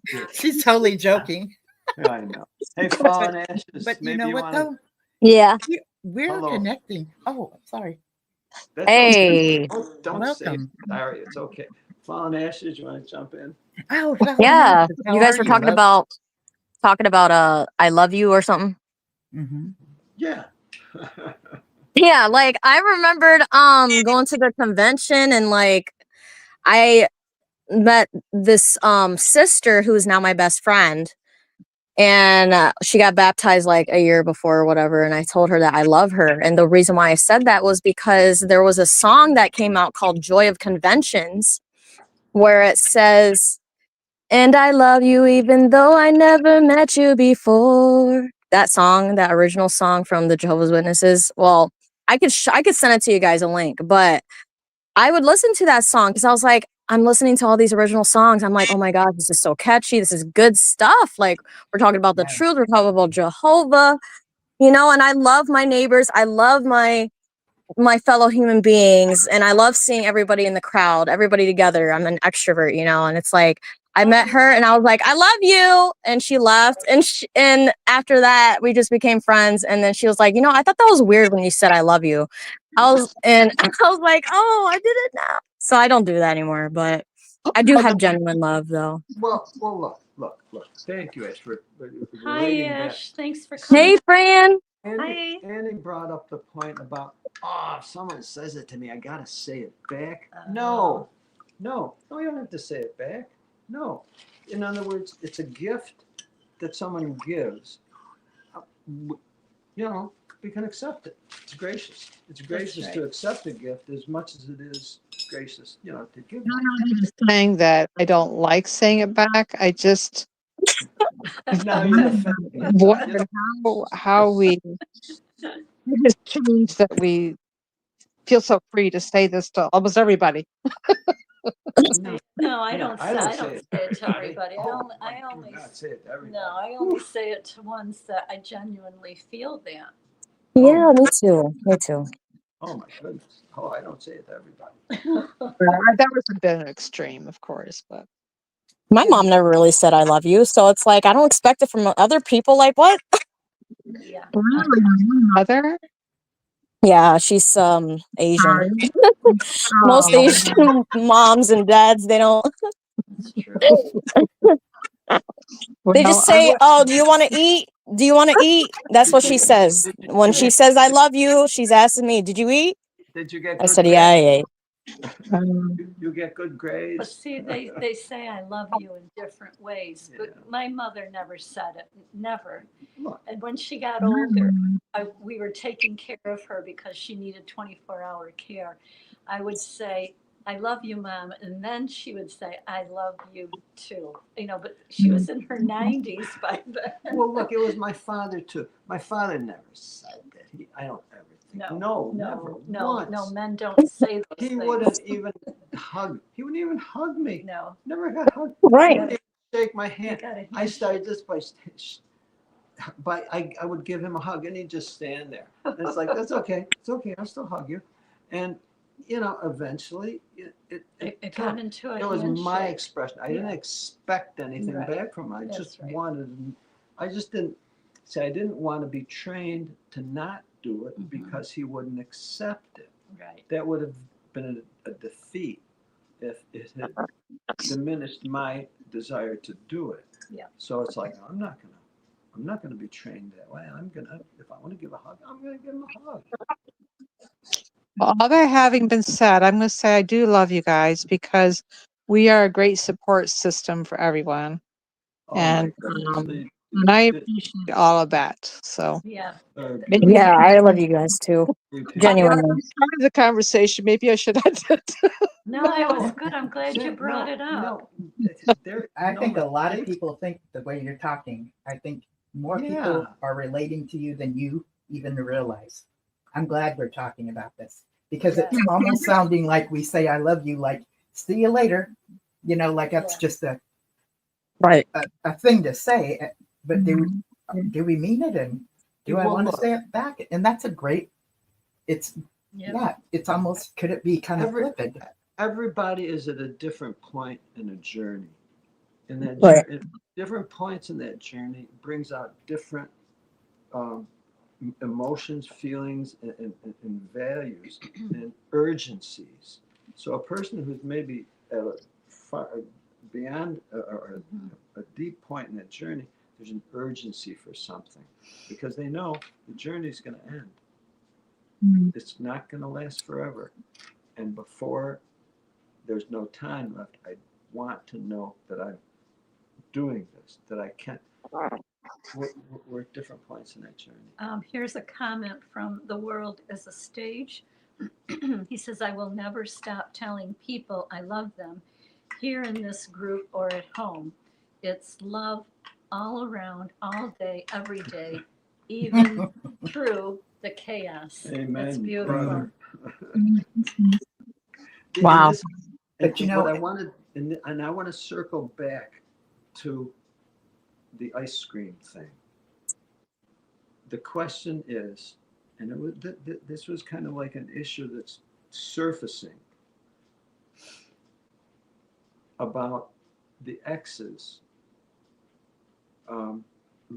losing or maintaining unity. Now, what does that mean? Wow. What does it mean that the exes, ex-JWs, should be unity and unified? I mean, what does that mean? I say, I'm not even sure what that means. Some people have feelings about that. But personally, we're a very diverse group. Yes. And that's okay. I mean, that's beautiful. It's just like ice creams.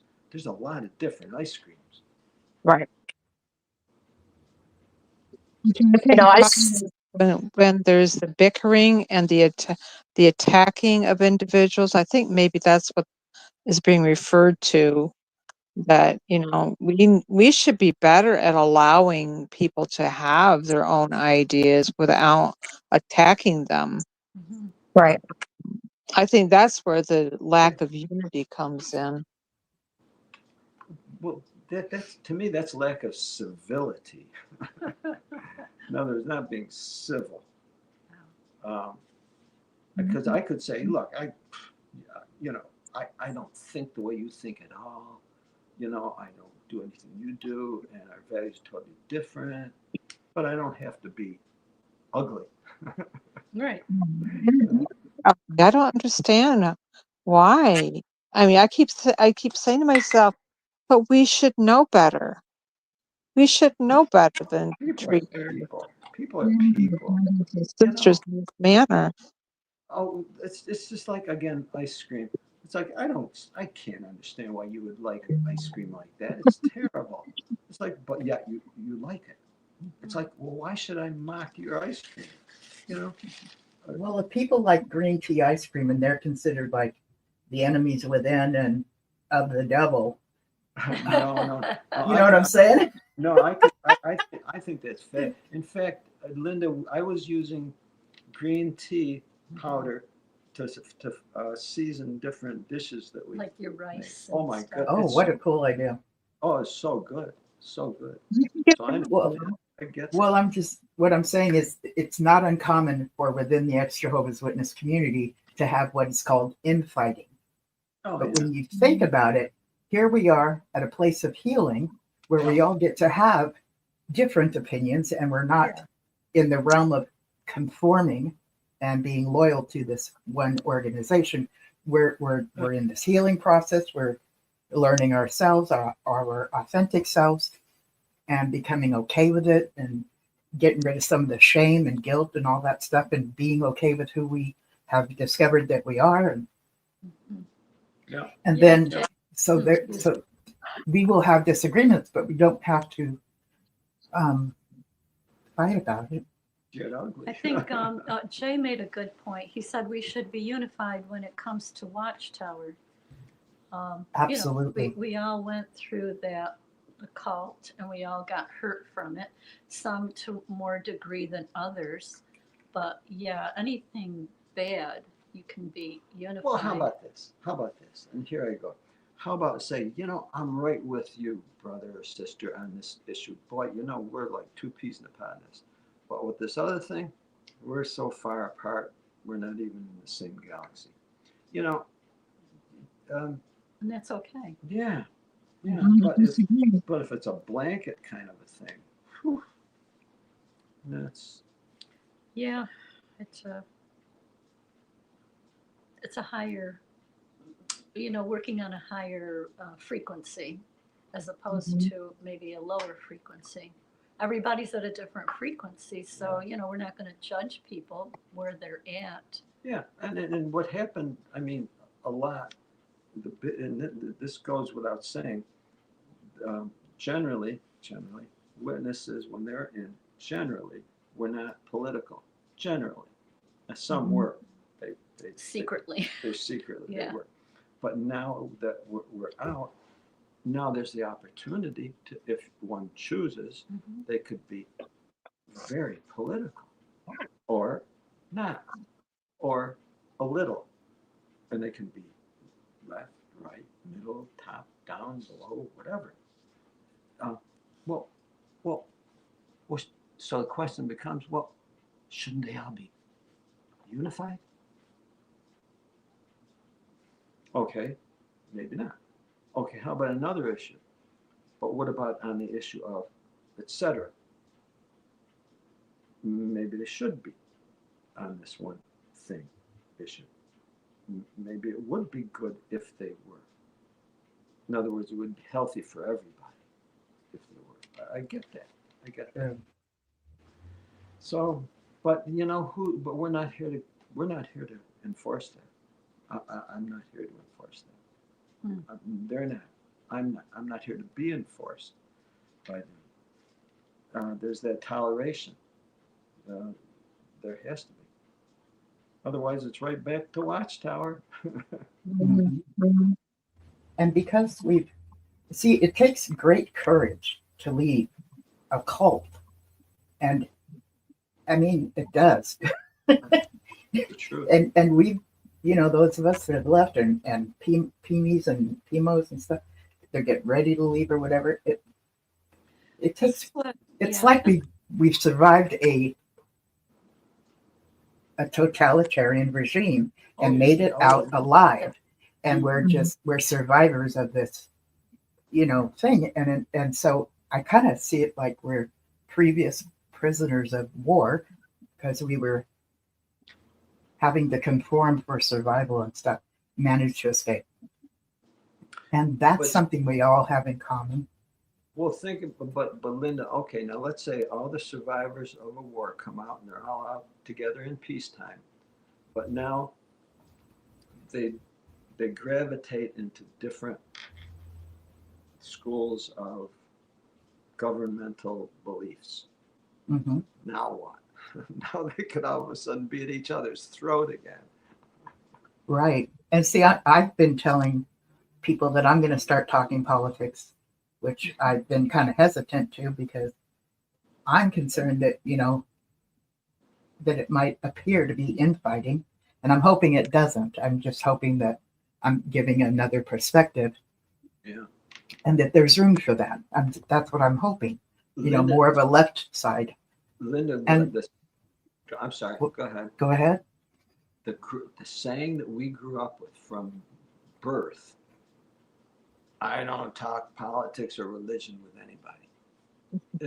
That was such a common saying. You said, no, I don't talk politics or religion. Why? Because it's contentious. It always was. But yet people still desire to do that. Mm-hmm. But yet it's always contentious. It's just the way it is. It's just the way it is. Yeah. Yeah.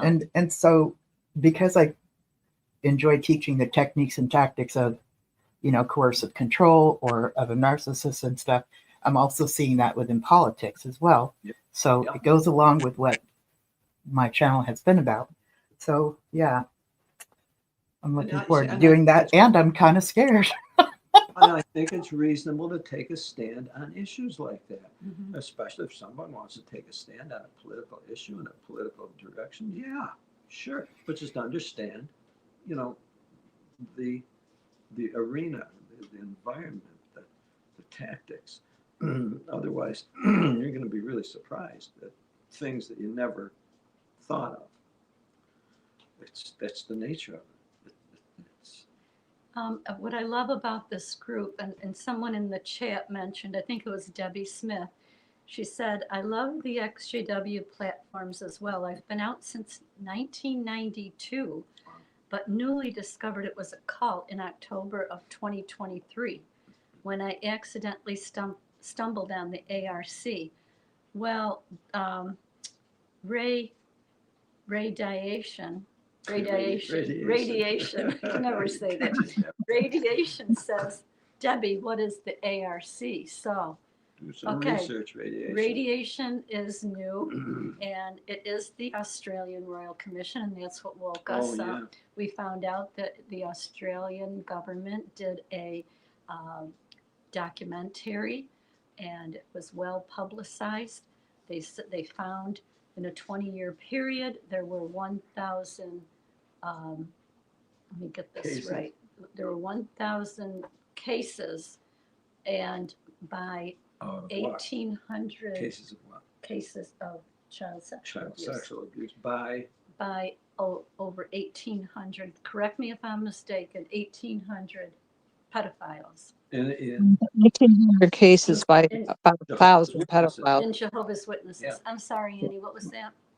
There's 1,800 cases by 1,800 cases by about 1,000 pedophiles because they I got it backwards. Okay, thank you. Back then. Yeah. And this was.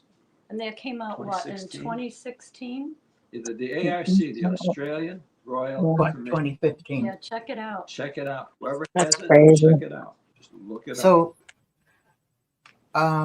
if you look up Australian Royal Commission, if you just Google it, you can actually go to their site in Australia and look up case number 29. 29. And what this was an inquiry of all these different charities. Because when when the government gives grants and financial assistance to charities, 501(c)(3)s, something like that, they are entitled to question these charities on how they handle whatever they decide to have them answer to them about. But in this case, how they handled situations of CSA, child sexual abuse, within those different charities. And what ended up happening was they ended up getting a lot of information beforehand, There it is. including thank you. That's what it looks like, just like that. And case number 29. Yes, there it is. So you can look into that and see. But there's also on YouTube, there's videos under different names where it's actually videotaped, and it'll show, day one, specifically on the Jehovah's Witnesses, day one, morning and afternoon, day two, morning. So about 8 days was the Jehovah's Witnesses. And, it's kind of like when you sit down and watch a bunch of episodes of a certain show. Give yourself some time, because it'll be worth it. Yeah. It'll be worth it. So, yeah. And what they came to find out was just the absurdity of the way that the organization handles things. Then they gave them suggestions on things that they could change, and asked them to come back in 2017. So this Australian Royal Commission happened in 2015. They gave them a couple of years to do some changes, and they did do one, which was they don't have the alleged perpetrator in the room with the alleged victim in judicial committee. They did change that. And then it was, so then they, so 2017 basically, to see if they have changed anything. So they did that with all these different charities, including the Catholic Church, the Boys and Girls Club. I mean, the Boy Scouts and stuff like that. I have a question. Sure.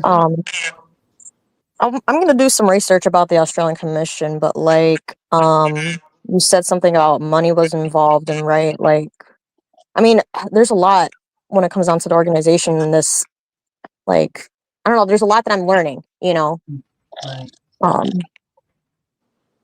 We're all learning. It's good, Ash. I put case number 29. I'm writing notes right now. So you said Australian Commission, case number 29. Australian Royal Commission. Australian Royal Commission. Which is called an inquiry. So some people expected it to be like they would be convicted of something, and they weren't. So it kind of bothered a lot of people. They're like, what do you mean they just asked them questions and they let them go? It was an inquiry. They asked questions and then suggested how things should change. So these are pedophiles in Australia. Correct.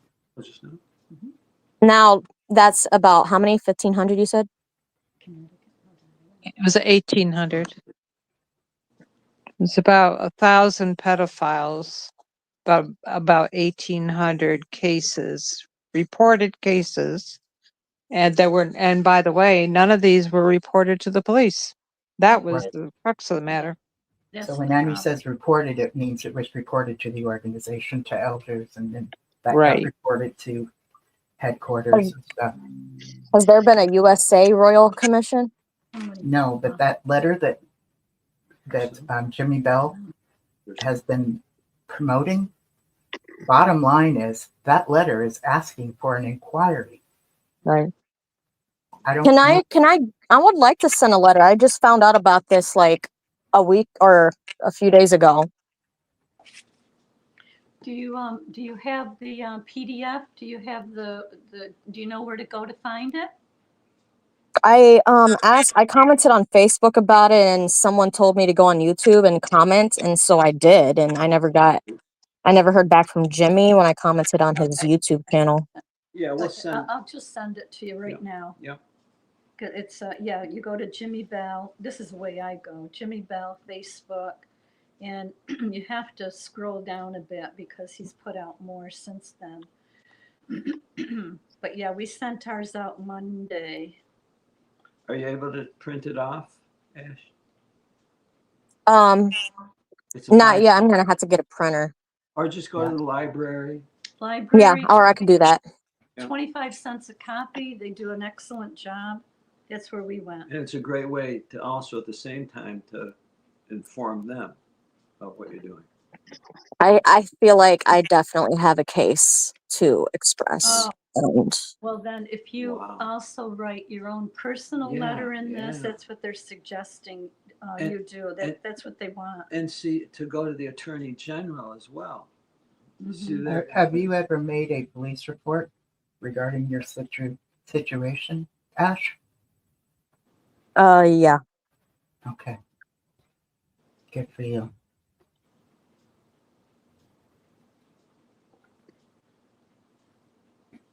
See, the Attorney General was looking for all sorts of people that were involved in this, and they're putting it in their findings. Are you talking about the Attorney General of Pennsylvania? Well, at least Pennsylvania. I don't know if any other states were as well. I don't know, but I sent one to New York. Send it anywhere, but at the least New to York Pennsylvania. Governor and the New York Yeah. Attorney General. Attorney General's an And I attorney. can send you those addresses too, Ash. All right, cool. You have my Facebook too. If you could send it there, if you could, that's good. Okay. All right, I will. I mean, do you have my number? Yes, I believe I do. Can I get it from them, Miss Ash, later? Your number? Can I ask Oh you- yeah, that's totally fine. If you want my number, Thank that's you. fine. Thank you. Way down on Jimmy's. Wow. Yep. Oh my goodness. But I'll find it. But otherwise, I bet if you go on Ruby's site, you'll Mhm. find it. You know, Here Ruby, it is. Okay. Ruby Quinn. I got it. All right, and I'll just send it over. Can I do it on Messenger to you? Today. Ash, can I send it to Messenger? Yeah. Okay. So this is, he explains it in the video. And then if you look in the more, the PDF is there.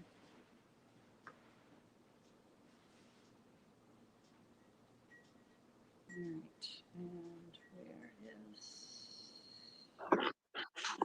Have I met you, Apostle Babe, at the protest? No, you've just met me in situations like this. Okay, because I just don't normally like hand out my number like that, but because I met Fran and Joe, but I don't mind texting here and there.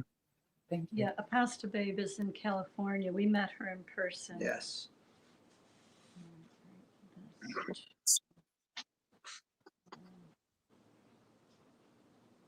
And I'm family. Yes.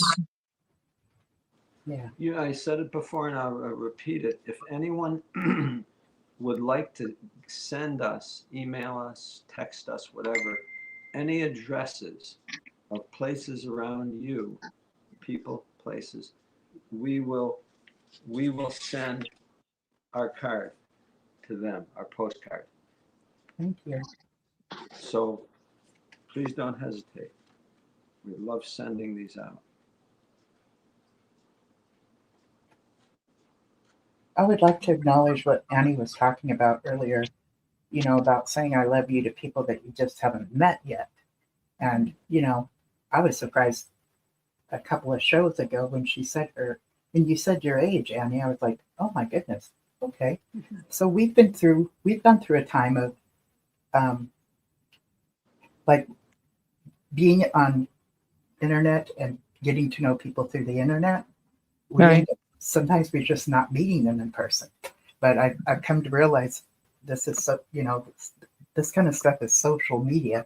So we are kind of socializing, and there can be some bonds and friendships that can happen. And Yeah, that's a good point. Yeah. that's not what we were used to before, you know. Right. Mm-hmm. So it seems a bit different. But then when you think about it, people that were born from 2000 on, or even a little bit after that, I mean, their life started off with 9/11, and Right. catastrophe after catastrophe after catastrophe ever since. When we were growing up, there was no such thing as school shootings. This is now an almost, I hate to say it, almost an ordinary thing. I mean, It's been normalized. it's hard for my brain to wrap my brain around. It's just horrendous. So this generation is growing up with this kind of stuff, you know. So it doesn't surprise me when they're just like, meh, you know, like whatever. I mean, and then the access that they have to, you know, in the palm of their hands to know what's going on in Germany, to know what's going on in Hungary and all these different places that we didn't even know when we were that age. It's horrendous, you know. Right. And that's another thing is, it's And when very those easy. things, sorry, I was going to say it's very easy for us to get on overload, and when we notice it, let's pay attention and give ourselves a little break, you know. right. And when I hear those things that you mentioned, I mean, my heart just hurts for the people, and I wish I could wrap my arms around them to comfort them. I'm getting emotional now. No, But I hear you, sis. Yeah, I do too. but yeah, it's a harsh world. It's a very harsh Right. world we live in. And It is. yeah, I guess it's not a bad thing to tell people you love them. You love them as human beings because we're all human beings. We're all part of the same Yeah. species, I- if you will. And we're social people that need connection, and I Right. believe many of us are getting that connection through these social media things. Linda and Annie, this is where, as I'm listening to what's happening, going on, when we say, for example, we love you, we're saying it to, I don't know, thousands or however many people are listening. Well, the right people are listening. The one that needs to hear it are listening. They need to hear that. Maybe no one ever told them that they We love them, and they need to hear they that. need to. It's going to the right ears. Yeah. Because we see that when they call us, and then they go on and heal by connecting with others. It connects. It literally does connect. And I'm very serious. That's what inspires us. It really does. It really hurts me to hear people say they were never told they were loved growing up. I mean, I came from a dysfunctional family, but at least my mom, we knew she loved us. Although at times I felt like I wasn't loved because of the dysfunction. But so when I had a child, oh my goodness, I smothered him with love. And to this day, to this very day, I still do. Yeah, they say we grow up in reaction to the way we were brought up. Yeah, that's true. But you know what's really cool about today's generation too, is when they do go out to party, they take Uber. Party, man. They go from this place. They don't drink and drive much at all. Boy, let me tell you, Linda, we went to bars at night and people would walk out drunk and get into their cars, and by the grace of God, nothing happened. However, things did happen. In fact, in the college that I was attending, one of the classmates was going to get married the next day. That was terrible.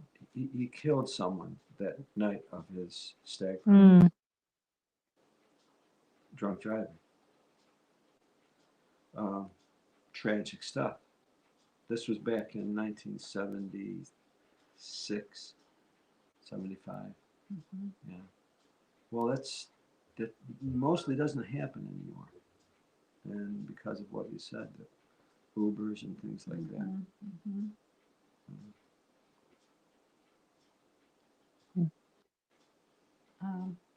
Someone just wrote into us for the first time. We appreciate you writing in. Thank you. And we'll send out those cards to the people that you asked us to. Yep.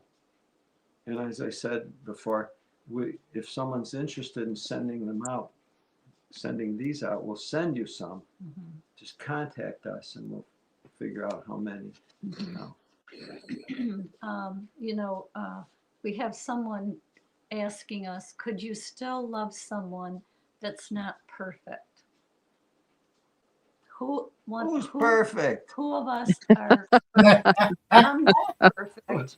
What is this, a trick question? No, That's a great question, It's a especially sincere question. Who's perfect? coming from the culture we came from, Oh where we my were God. expected to be perfect, and I the don't bar think was God so is- I high don't think- we couldn't I don't reach think it. God is. I don't think God is even perfect. Hmm.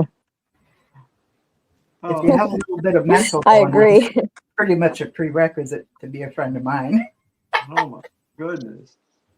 I don't know anyone that's perfect. Thank Oh, goodness. word. I don't even know. Perfection It's is okay to be weird.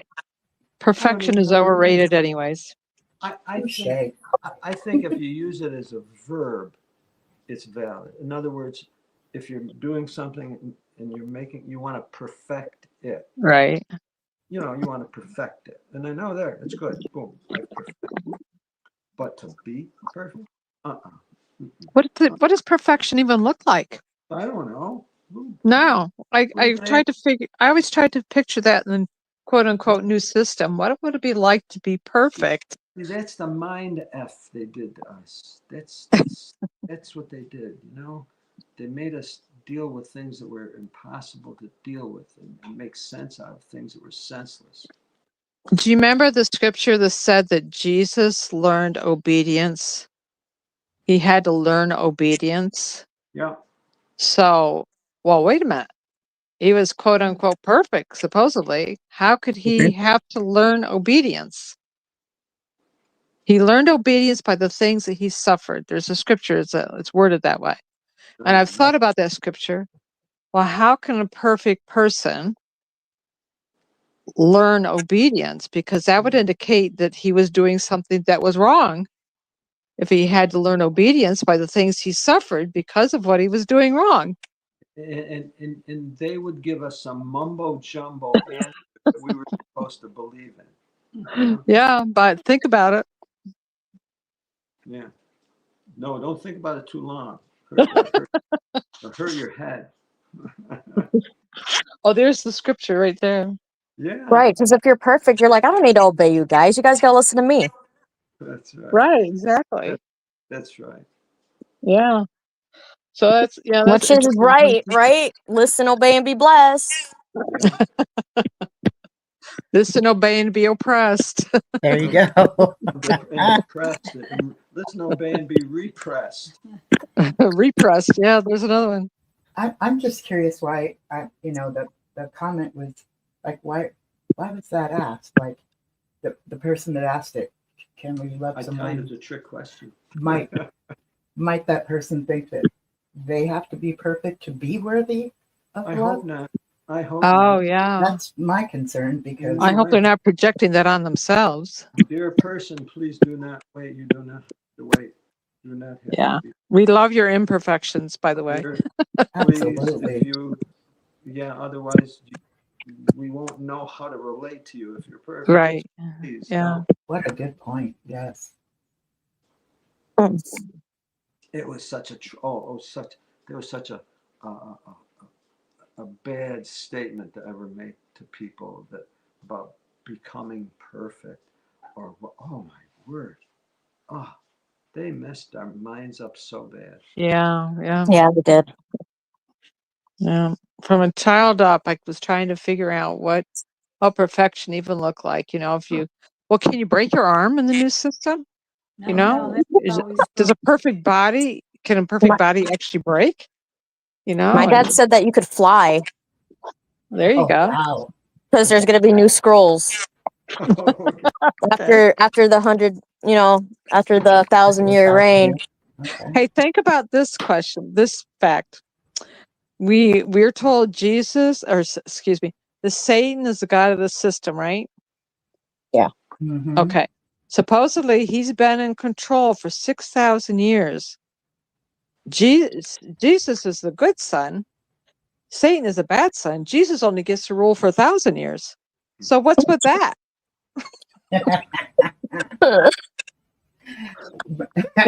Remember when Yeah. Jesus, yeah, that's a great question, which makes me think about when Jesus was like praying for 40 days on the mountain or whatever, and Satan shows up and says, I'll give you all of this, these Right. kingdoms, all this money, all this jewelry and stuff, if you just do one act of worship to me. I've always looked at that and went, who the hell gave that to him? Why Well, there's does that, he right? have all this, Well, then on top of it, 1,000 years after Jesus hands it back to his father, Satan's let loose again to start all over Right. again. Right. What's with that? Groundhog Day or something, right? He's the bad son. Why does he get so much power? Right. Jeez. I remembered before I got married, I was talking to one of the elders about the whole situation of me marrying this brother. And he says to me, what if your husband dies and then you guys are resurrected and he ends up with a different woman because when your death frees your marriage, right? So I said, well, or I was like, well, I mean, it is what it is, I'll look for somebody else in the new world. And then they asked me, well, what about if he was part of the 144,000? Oh my goodness. Like, oh man, that's a good question because I don't want to be part of the 144,000. I don't know what it's like in heaven. I just want to be in earth and I want my arm to be fixed and I want to experience life with two hands, So I would say, well, if Jehovah wants him and as the 144,000, then so be it. I have to respect that. I have no choice but to look for somebody else. Wow. That was a head game, wasn't it? That was a real head game. It was unkind. When we look forward to paradise, So, we're looking forward look, to if it being was just a reunited game, with. it could have been fun, but it wasn't. It was Yeah. unkind. It was so unkind. That's right. It's funny. We even talked about it, me and Joel. That's his name. My ex-husband. We're still good, really good friends. Yeah. Hi, that's Gail. pretty awesome. Hi. Hi.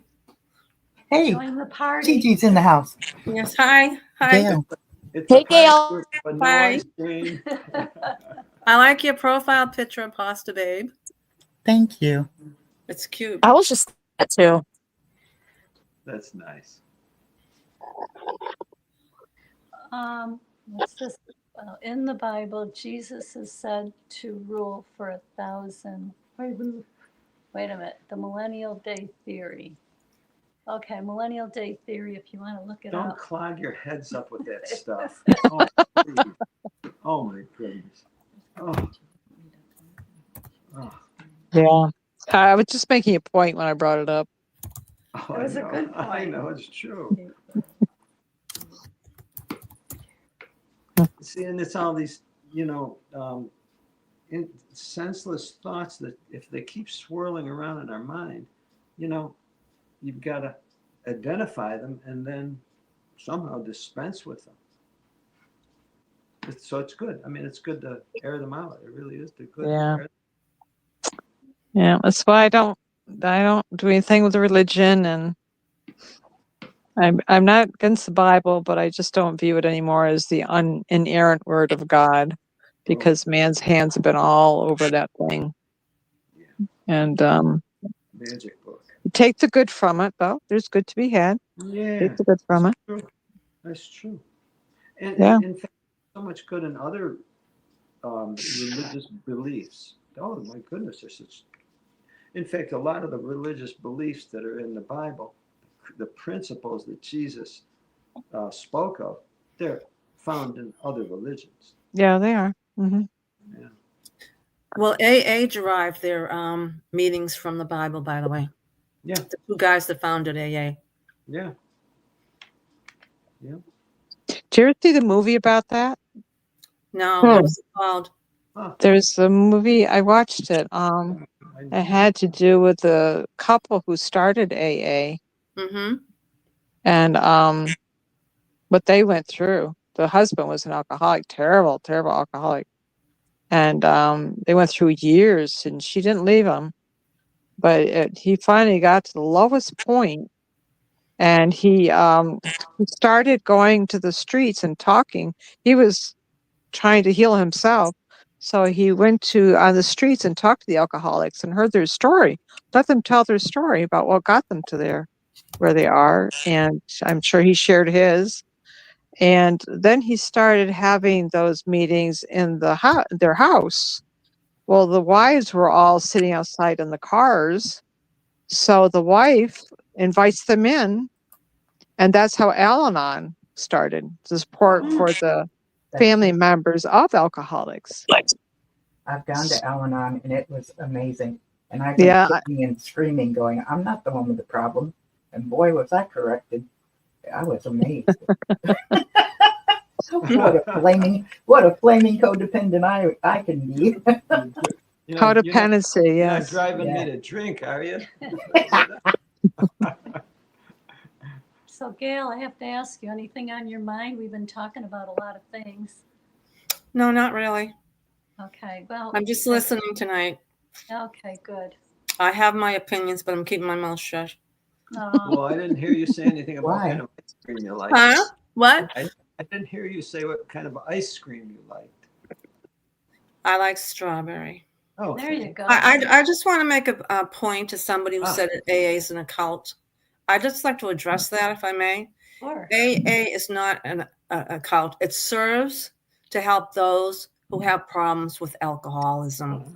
And it's a great program. I'm sorry. I've lost a lot of people from alcohol abuse, and I don't consider that an occult. I consider it more like a self-help program for those who are suffering from alcoholism. And Al-Anon is an offshoot of AA, which helps family members or anybody affected by someone else's drinking. So I don't consider that an occult.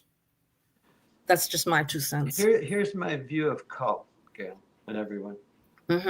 I would like this to be a healing cult. How about that? Well, because no, because we're not just following one person. We're all together. No, but cult doesn't have to follow one person. It could follow something. Yeah, you can follow your agenda, whatever your philosophy It is. could follow an ideology. It could follow values. It could follow principles. And I'll tell you what I like about AA, because I'm a firm believer in it. You take what you need and you leave the rest behind. And I do that here too. If I don't like what's being said or viewed, I don't watch it. I'm very particular about what I take in. Pardon me? I'm sorry I interrupted you. I take what you like and leave the rest. Oh my goodness. That's an AA slogan. And it's true. I use that at the Kingdom Hall too. So there was a lot of stuff I disagreed with, and there was a lot of stuff I liked. So I took what I liked and I left the rest on the stage. And I feel that way about life in general. Well, the word cult comes from the word culture. That's right. So anytime you have a group of people that get together, they develop a type of a culture.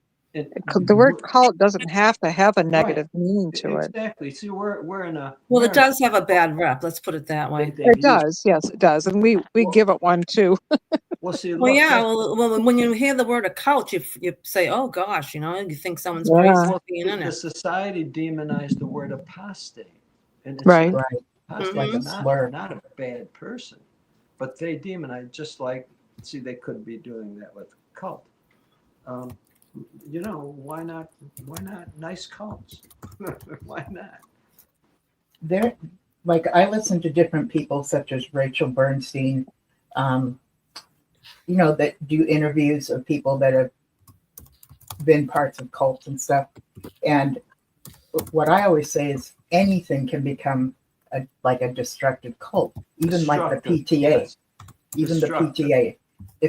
If someone gets in there that's an authoritative person and has a leadership position, it can become cultic or very cult-like. And yes, that can happen in AA, and that can happen in Al-Anon, and that can happen in the yoga group you might attend classes in. So, I mean, if you get to know these techniques and tactics, hopefully you don't fall for them. And then if you do fall for them, you recognize them sooner, and step back from them. And that's where the knowledge and the responsibility to be watchful. I mean, as humans, we can't go unguarded. We cannot be unguarded. We need to guard what's important. We need to enforce it and to protect others who can't. How about that? How about protecting others with this, what they're doing now with the letter writing campaign, seeking to help protect others who, well, obviously can't protect themselves. Right. And Steve Hassan Why is it tends to use happening? the term high control more these days than called or undue influence. So Yes. a group that has undue influence over its members, or it's a high control group. That's the kind of things you need to look out for. Like the American government. Right. I gotcha. What were you Yeah. saying? I need everybody's help. Every time I post something, it posts it twice, and I don't know what I'm doing wrong. Oh, that's strange. Yeah, everything I post, it does it twice. I don't know why it's doing that. I see it just once here, Gail. Oh, It's not common. AA is a 12-step program, and they don't make it mandatory to succeed, but they do have special meetings just for the 12 steps. That came out once. okay, because I keep seeing it twice when I. It may just be on your Yeah, on your maybe device, on your you know? device. What do you I have use? a corrupt computer. Oh no. I think it just has an echo. It did it again. I said, thanks, Jane. It did it again twice. Yeah, it might be on yours. Don't worry. Maybe it's haunted. Yeah. And you know, from what I recall from AA or Al-Anon, it's when they speak of a God or the God of your understanding, this group or this culture or this community does not expect you to see God in a certain manner, and everybody else has to see it in that manner as well. So, you know, I think that's very healthy. Do they still use the term higher power? Yes. Yeah, I thought that was kind of a good way of putting thank it. you. Correction. Yeah, they on my do. part. Thank you. for Because saying that. because your higher power can be anybody. So they Right. don't use God. They say higher power. Oh, So thank you can you. be, your higher That's power can be anybody. Yeah. Could be the cookie Erase monster. on what I said. I said it. Yeah. See, I just I You're think you just should so go. imperfect. You're just thank so you. imperfect, Linda. Thank you. Here we go with imperfect. It's like call me an apostate. Perfectly stated. Perfectly Huh? stated. What'd you say? I said, just call me an apostate. Oh, thank you. Yes, so that's well, pick someone who's the apostate king. How about So that that's a higher power. How about the happy apostate? We'll say you and Fran are our higher powers. Mm-hmm. Oh no. Oh dear. Yeah, I think whatever helps a person, you know, some people really like AA. Other people say, no, I tried it, but you know, It's I okay. moved on to something else. Yeah. Whatever works, Oh my you know, goodness. because like Well, that's what they all come up with. Like you have AA, you have sex addiction, you have Right. overeaters addiction. All these groups were made for self-help groups for people who are struggling with various kinds of issues. So That's the beauty. I mean, that's the beauty in the human. We can't live without each other. right, exactly. And we need When- support. Let's face it, we all need support. Yeah. Yeah. And There- the support, and I'll say it again, and I mean this, the support we need is the inspiration from each other. Mm-hmm. We really Yep. need it's like if we don't get inspiration from each other, you're not going to need them. You're not going to need the other person. You don't need me. I don't need you. We weren't meant to be alone anyway. Right. They did a great scientific study with a set of monkeys. On one section, they weren't touched or hugged or loved, and the other ones they were. And the ones that weren't loved and held each day, they none of them survived. So it goes to prove that we all need that. But the one thing I didn't like about the witnesses, it was fake hugging. I didn't like them touching me when I first came in. Because I didn't believe it. I don't like someone telling me they love me they don't even know who I am. I have a problem with that. Period. You don't know me, so don't tell me you love me. But I did, because I came in with a chip on my shoulder, and For pardon me, me. Oh, no, that was my phone. I'm sorry. for me, if someone does that, I'll say, I accept what you say, and you'll prove it if you do. Oh, that's a good one. You know, because it's only reasonable. Because better than saying, yeah, how are you? Yeah, nice to know you. Goodbye. Yeah, see you know, later. Sit in the back row. It's like, right, I've heard this saying. It's like, right if you get work. Gail, without mentioning any names, did you get in touch with that person that I? Yes, I did. And we had a lovely conversation. Oh, good. She's going to be coming on because she didn't realize we were on, so I just texted her. Okay. No, we had a nice conversation. Oh, good. Thank Unless you. she tells you, otherwise. Well, we won't let you know. Don't tell me. You both had similar situations. Yeah, we did. It was amazing. Good pair. Yeah, it was amazing. Yeah. Yeah, I'm not alone out there. Trust me. There's a lot of people that have addiction in their family. Oh, yeah. I don't think I think everybody could be touched by someone in their family. Uncle, aunts, kids, cousins, nieces, nephews, all can say they have somebody struggling with addiction. Oh, you know, it used to be such a you know, people were ashamed of it and they didn't want to talk about it. But now it's so common and yes. You know, it's not to be ashamed of. If you have a problem with it, you know, find someone that you can respect and share it with them. I've often said if we could hear the backstory of everyone, we could just sit and talk to someone and let them tell their story and how they got to where they are. You have a lot more compassion for your neighbor. Mm-hmm. I couldn't hear what you said. You were breaking up. I was saying that if we could just sit and have a conversation with our neighbor and hear their backstory of what has brought them to the point where they are, where they're an addict of some kind, our heart would break for them because the stories are horrendous. Yeah, they are. So you have to have compassion. You just don't know what their story is. And see, you have to ask yourself the question, what if that person whose story hasn't been told yet, in their heart they say, would they love me? Would someone love me? And, you know, they need to know that. They need to know that. Yep. It's not easy to criticize. Harder to open your heart up and have compassion for people. Yeah, because there was a terrible stigma on them back, years ago. There was a terrible stigma on anybody who drank or did drugs. Yeah. But I'm glad things have changed. I see it around here with the homeless people. Oh, yes. Homeless. You don't know their story. Yeah. I read a book called Tell Them My Name, and about somebody, some doctor that was involved with the homeless people.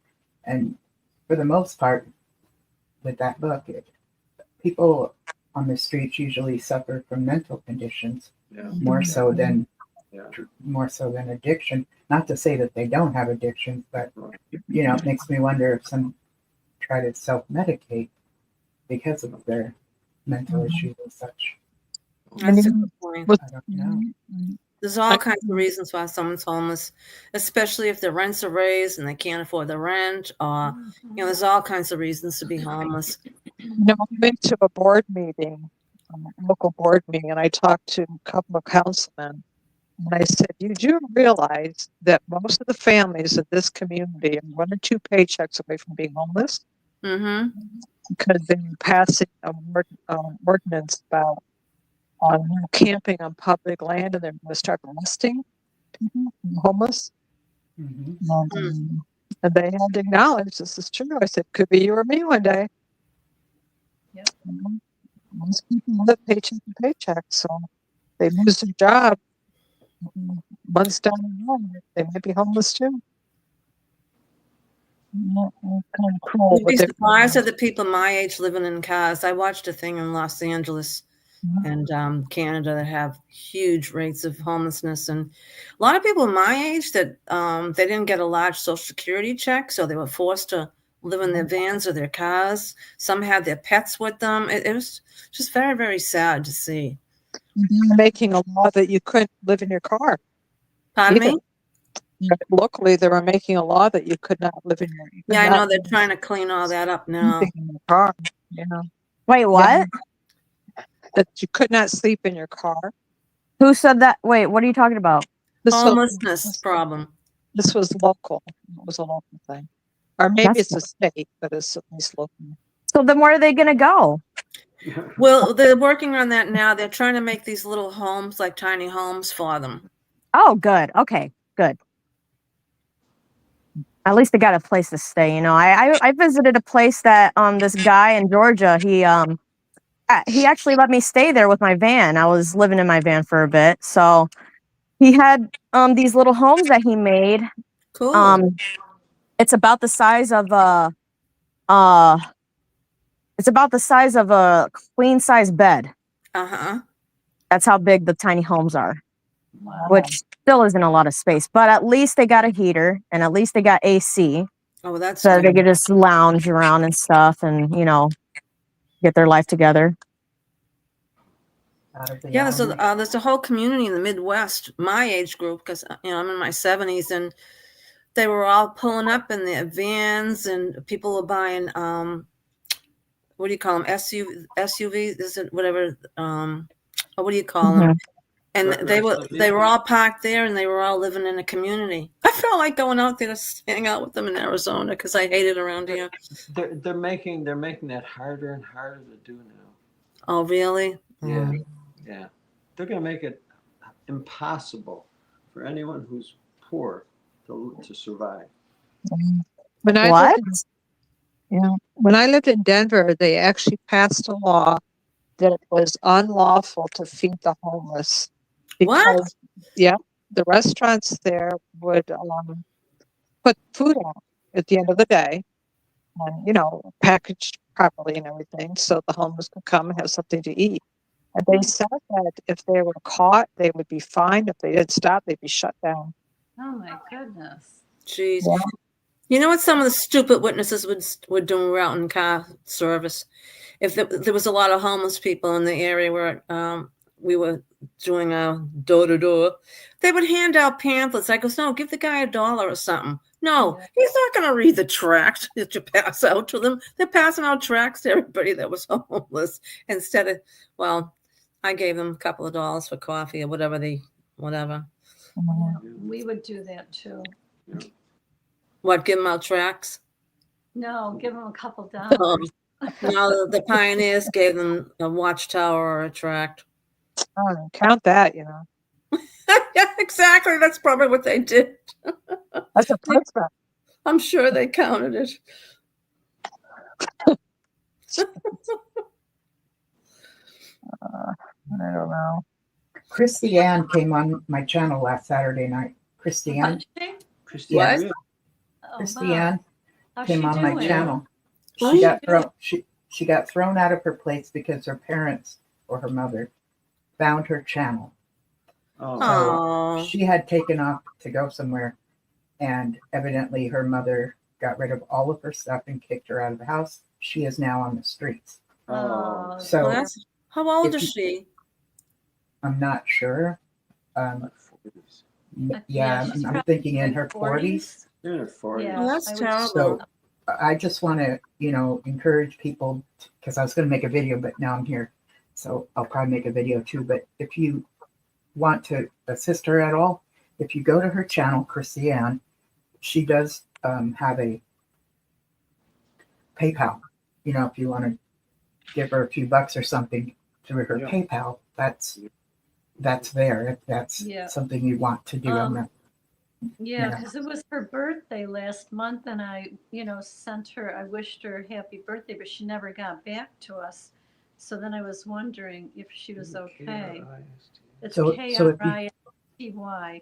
if you, K-R-I-T-Y.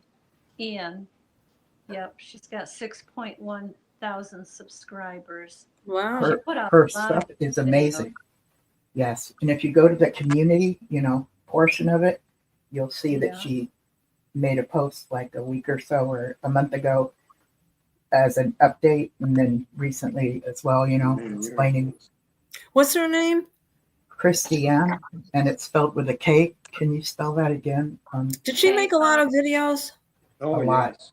And Okay, it's she's K-R-I-S-T-Y. A pretty girl. Well, she was a pretty girl. very, Yeah. yes. Oh, she was great. Oh, I'm going to help her. No, how do you I find liked it, her. Linda? Facebook, I think. No, by I got- looking ahead. at her YouTube channel, her Christiane YouTube channel. Well, Okay. I'm there. Yeah. You can go to community and you'll see her updates. But when you go to her like about, you know how Yep. they have that about, you'll Mhm. see the PayPal area. I'm going to write this down. No, I used to don't give her- see about. No, I'm on her YouTube channel. I'm sorry. There's no about. Maybe under Facebook. There's home, videos, playlist, and posts. And her last video was a year ago. More? Oh, look here. Go to more Under more, yeah. Okay. and then my Facebook page. Okay. Okay, I'm going to look her up. PayPal donations. Okay. And she gives the PayPal donation right there. No. You Yeah. found it on YouTube. Yeah, YouTube. Okay. YouTube, more, PayPal donation. Okay. Thank you. Oh, And yeah. under community, you'll see that she's Is that her? like recently got back in and what's the latest going on, and she explains it and stuff. Yeah, she puts out some good It's videos. like a different picture. It's Okay. Yes. I just You got it I just there. want to ask something. Is there any hope for the poor? Because every time I hear about them, it's like, they're just going to go downhill. Peter's made one. It's that one that you made up.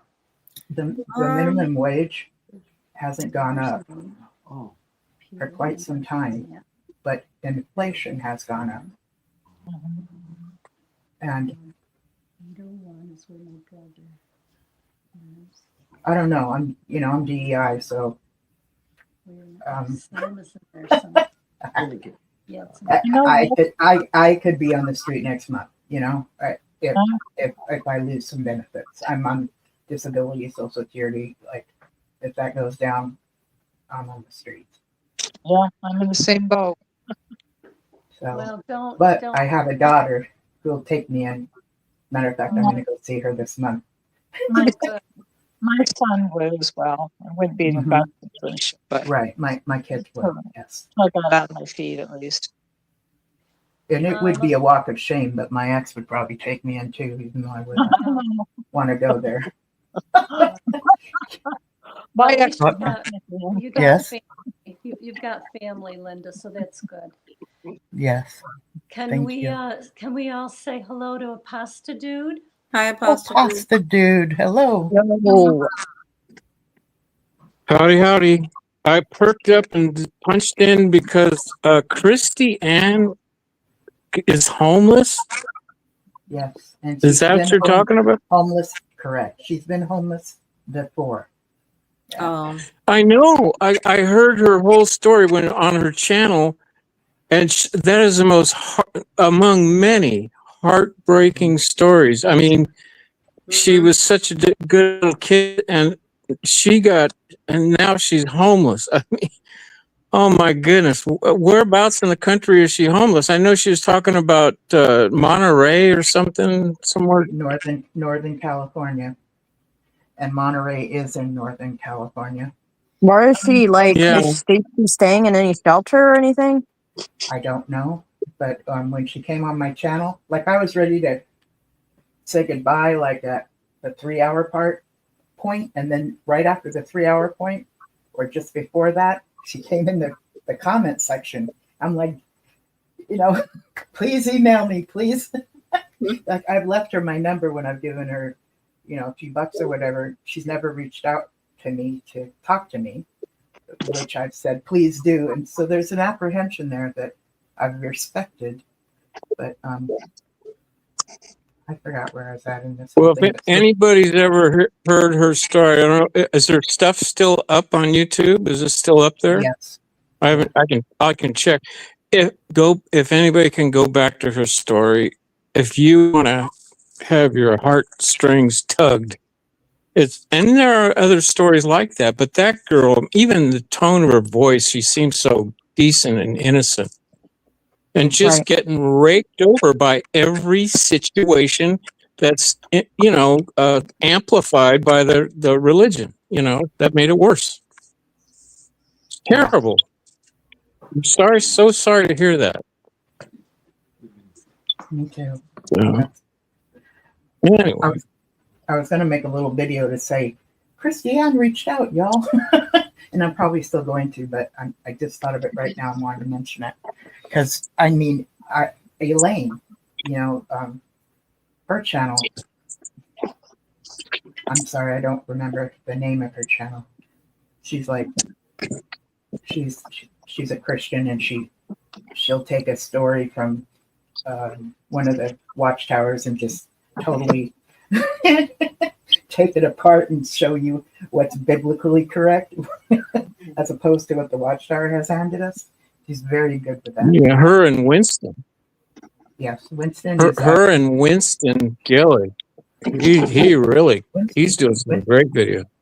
Winston is Seventh-day Adventist. Yeah, Watchtower Examination. Brother. Watchtower Examination. Mm-hmm. Yeah, he's never been. So he's technically not an apostate. No. But he's an ally. Yeah. He is absolutely.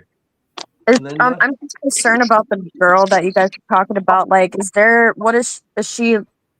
I mean, obviously she needs a home. Like, what's going on? Like, what's her plan? I don't know.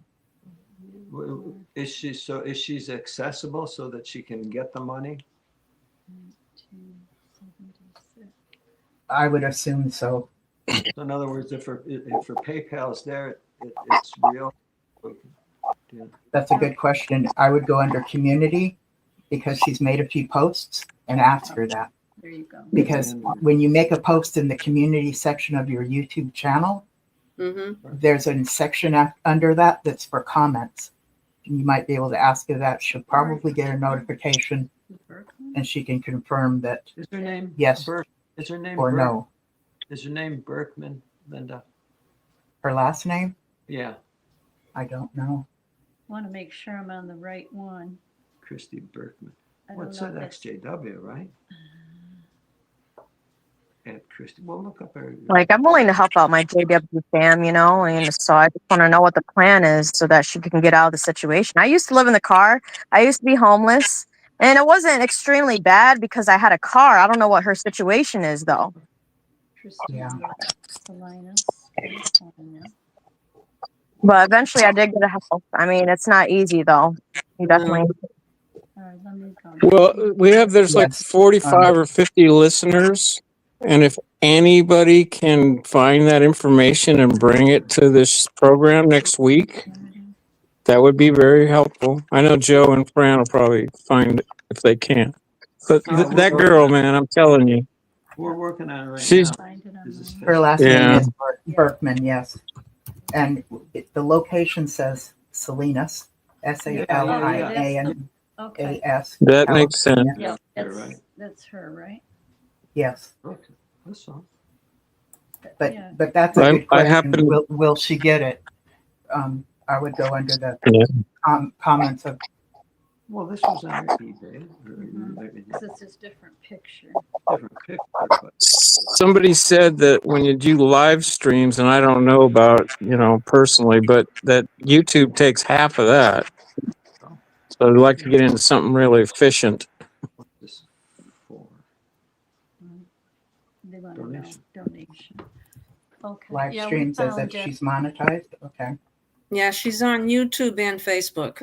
It says she's on Facebook as well.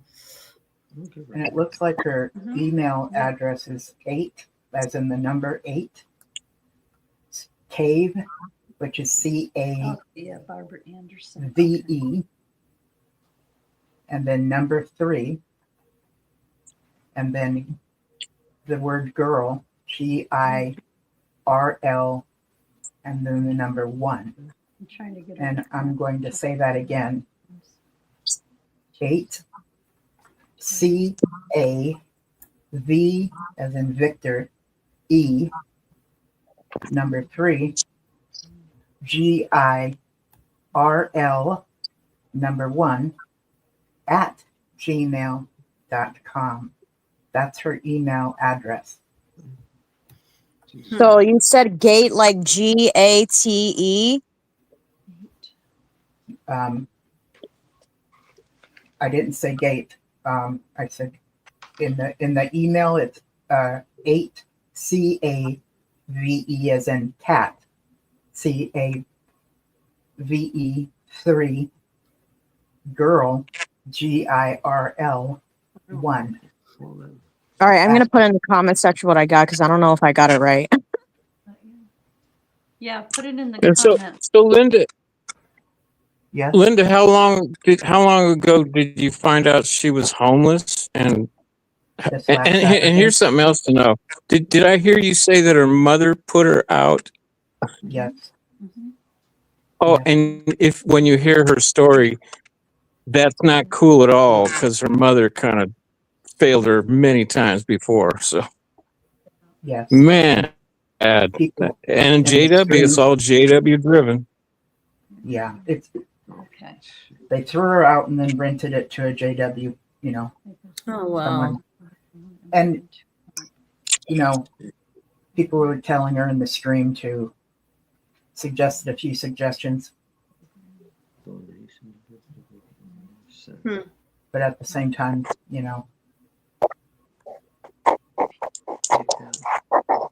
Huh, it won't let me send it for some reason. yeah, it won't do that in the It won't let me send the email, but I'll just send the part that doesn't have the gmail.com on it. Maybe that's why. It just worked on YouTube. What's up, Jane? Yeah, Here you go. Is this the right one? I just commented. let's see, 8 CAVE. Yeah, do you see it? I And see. then Yeah. 3 GIRL with number 1. Yes, that is correct. So after that, you could put at. So anybody who's seeing this, that's the email address without the at gmail.com. So if you use that, 8 cave 3 girl 1, and you add at gmail.com, that is Does she live in her a cave? email address. I don't know. A girl cave does sound pretty cool, doesn't it?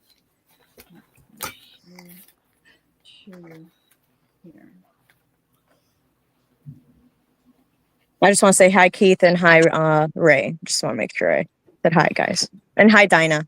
Love you, Dinah. You know me, girl. I know you. 8 cave, 3 girl, 3. I met Dinah at the protest. It was so awesome. She said she had pneumonia 10 days ago. Dinah lost again. Are you speaking about Lisa? Lisa. Dinah's speaking Dinah lost. about Lisa? Yeah, Okay. Dinah lost. Yeah. Her username is Dinah Lost, but her name is Lisa. So I'm wondering who had pneumonia. Somebody creating a network. You're welcome, Jane. Yeah, if anybody needs to get in touch with us, we can put the number up there again. Our phone number is 315-221-0130, and it'll be Eastern Standard Time, and also JANDFGUERINO @gmail.com. There it is. It's on the screen. Speaking of homeless, we're starting our winter sandwich making for the homeless. We go to a church, and they're so organized. We make sandwiches and hand them out at the window. And tomorrow we do it Well, it's every. gonna be interesting. We're going to do it every Thursday for February and March. And they also hand out gloves and scarves and hats if anybody needs them. That's wonderful. So it's a way of giving back. You know, we felt like we gave so much to that organization, and it was thankless. And now we feel that we're giving something that is needed. Doing something. So, you know, let us know if there's anything in your area that you're involved in, or anything, or whatever you want to talk about. We've got just a few more minutes. Yeah. We got on late tonight. We got on at 8 o'clock because we went to a birthday dinner for Joe's sister and our niece. Nice. We appreciate everybody coming on. Pasta Dude, was there something you wanted to say? I know you came on late. Well, yeah, Christiane story got me going, but just a thought. You guys were on a thread there. My brother has been clean and sober for 23 years. Wow. Prior to that, a hopeless drug addict. And he's tied to the group. So if I were to try to kind of categorize this cult issue, you know, you always have the bite model, which creates control and damage. So, and you can leave. You can just stop going to meetings anytime with it. So structure, just like sports teams. I think one of the things that saved me as a kid was the accountability to other people on the team to do the right thing and win the game, you know? So some of these things have cult characteristics, true, but some people need structure. And they need to hold on to that. And, you know, it's like having an unnecessary surgery, and you're not going to die, but you could have done something else. But that was your choice. It's just a choice. It's a way to manage things, you know. So, right. Interesting thread there, though. I thought that was important. My brother is a very positive, and he's just going through a thing now, too. He's had 2 surgeries, and he's almost as old as me, and that means he's really old. So, anyway, just to throw that in. You're beautiful. You guys came on later tonight, huh? Yes, 8 o'clock. We had Joe? a birthday party, dude, for my sister and niece. So Yeah, I remember you telling me the other day. Yeah. We came here at 8 o'clock and started. Yeah. There's and like also I said, dude, we'll send this card, our card, to whoever you want us to in your neighborhood or in your whatever addresses you have. So if you want to give us addresses, we'll send the cards. And also, if you want cards, we'll make arrangements to send you the cards as well. Either way. But you have to give the cards out. Don't just hang on to them. Well, here's the offer. We had to pay for the cards. And the postage, of course, to send them out. Yeah, you know how much a postcard stamp is now? It's up to 79 cents here. For a postcard? Postcard? It's 79 cents. Yeah, because I went and mailed something. I couldn't believe it when he told me. 79 cents for me. Really? Oh, postcards. I'm sorry. This was a letter. That's okay. Yeah, no, they're 57 cents. 57. So, that's terrible. The cards cost whatever they cost. Here's my offer. Okay. I will make them available to you for our cost. We'll pay the postage. And then I will give you back half after you've shown me that you sent them out. You like that? There's incentive there. Yeah, there is. There's investment and incentive. You need to know that you're making an investment to do it. And the incentive is I'm going to give you half back. Seriously. So there you go. You're all beautiful. Thank you. Thank you for all coming on tonight. We really. Oh, you're welcome. Thank You're you for really having us. Thanks for Yeah. having us. Yeah. Thanks. This Thank was you. nice. Good night, everybody. Have a nice rest of the week. Bye. Thank you. Thank you all. Have a great night.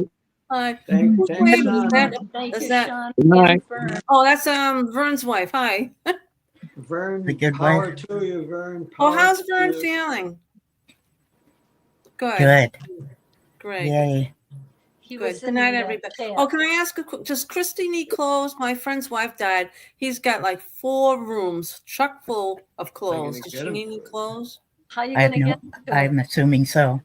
I'd I'm have to assuming find out so. her address. Yeah. she's I out. think she They doesn't have an address. California wouldn't take them for the It's probably cheaper fires. to They buy 'em refused out them. there than it is to send 'em. I know it'd be That's expensive. bizarre because might be Anaheim expensive, was collecting all kinds of things, but I don't know everything that was associated with that. I just wanted to say that there is a secular recovery 12-step thing too, as well as, AA involving a higher power. Okay. Good night, all. Love you all. Yeah, you good I night mean too. that. Thanks, Good night. everybody. It was nice talking to everyone. Good night. Good night. Good night, Gail. Good night. And making friends. People, thank you for this.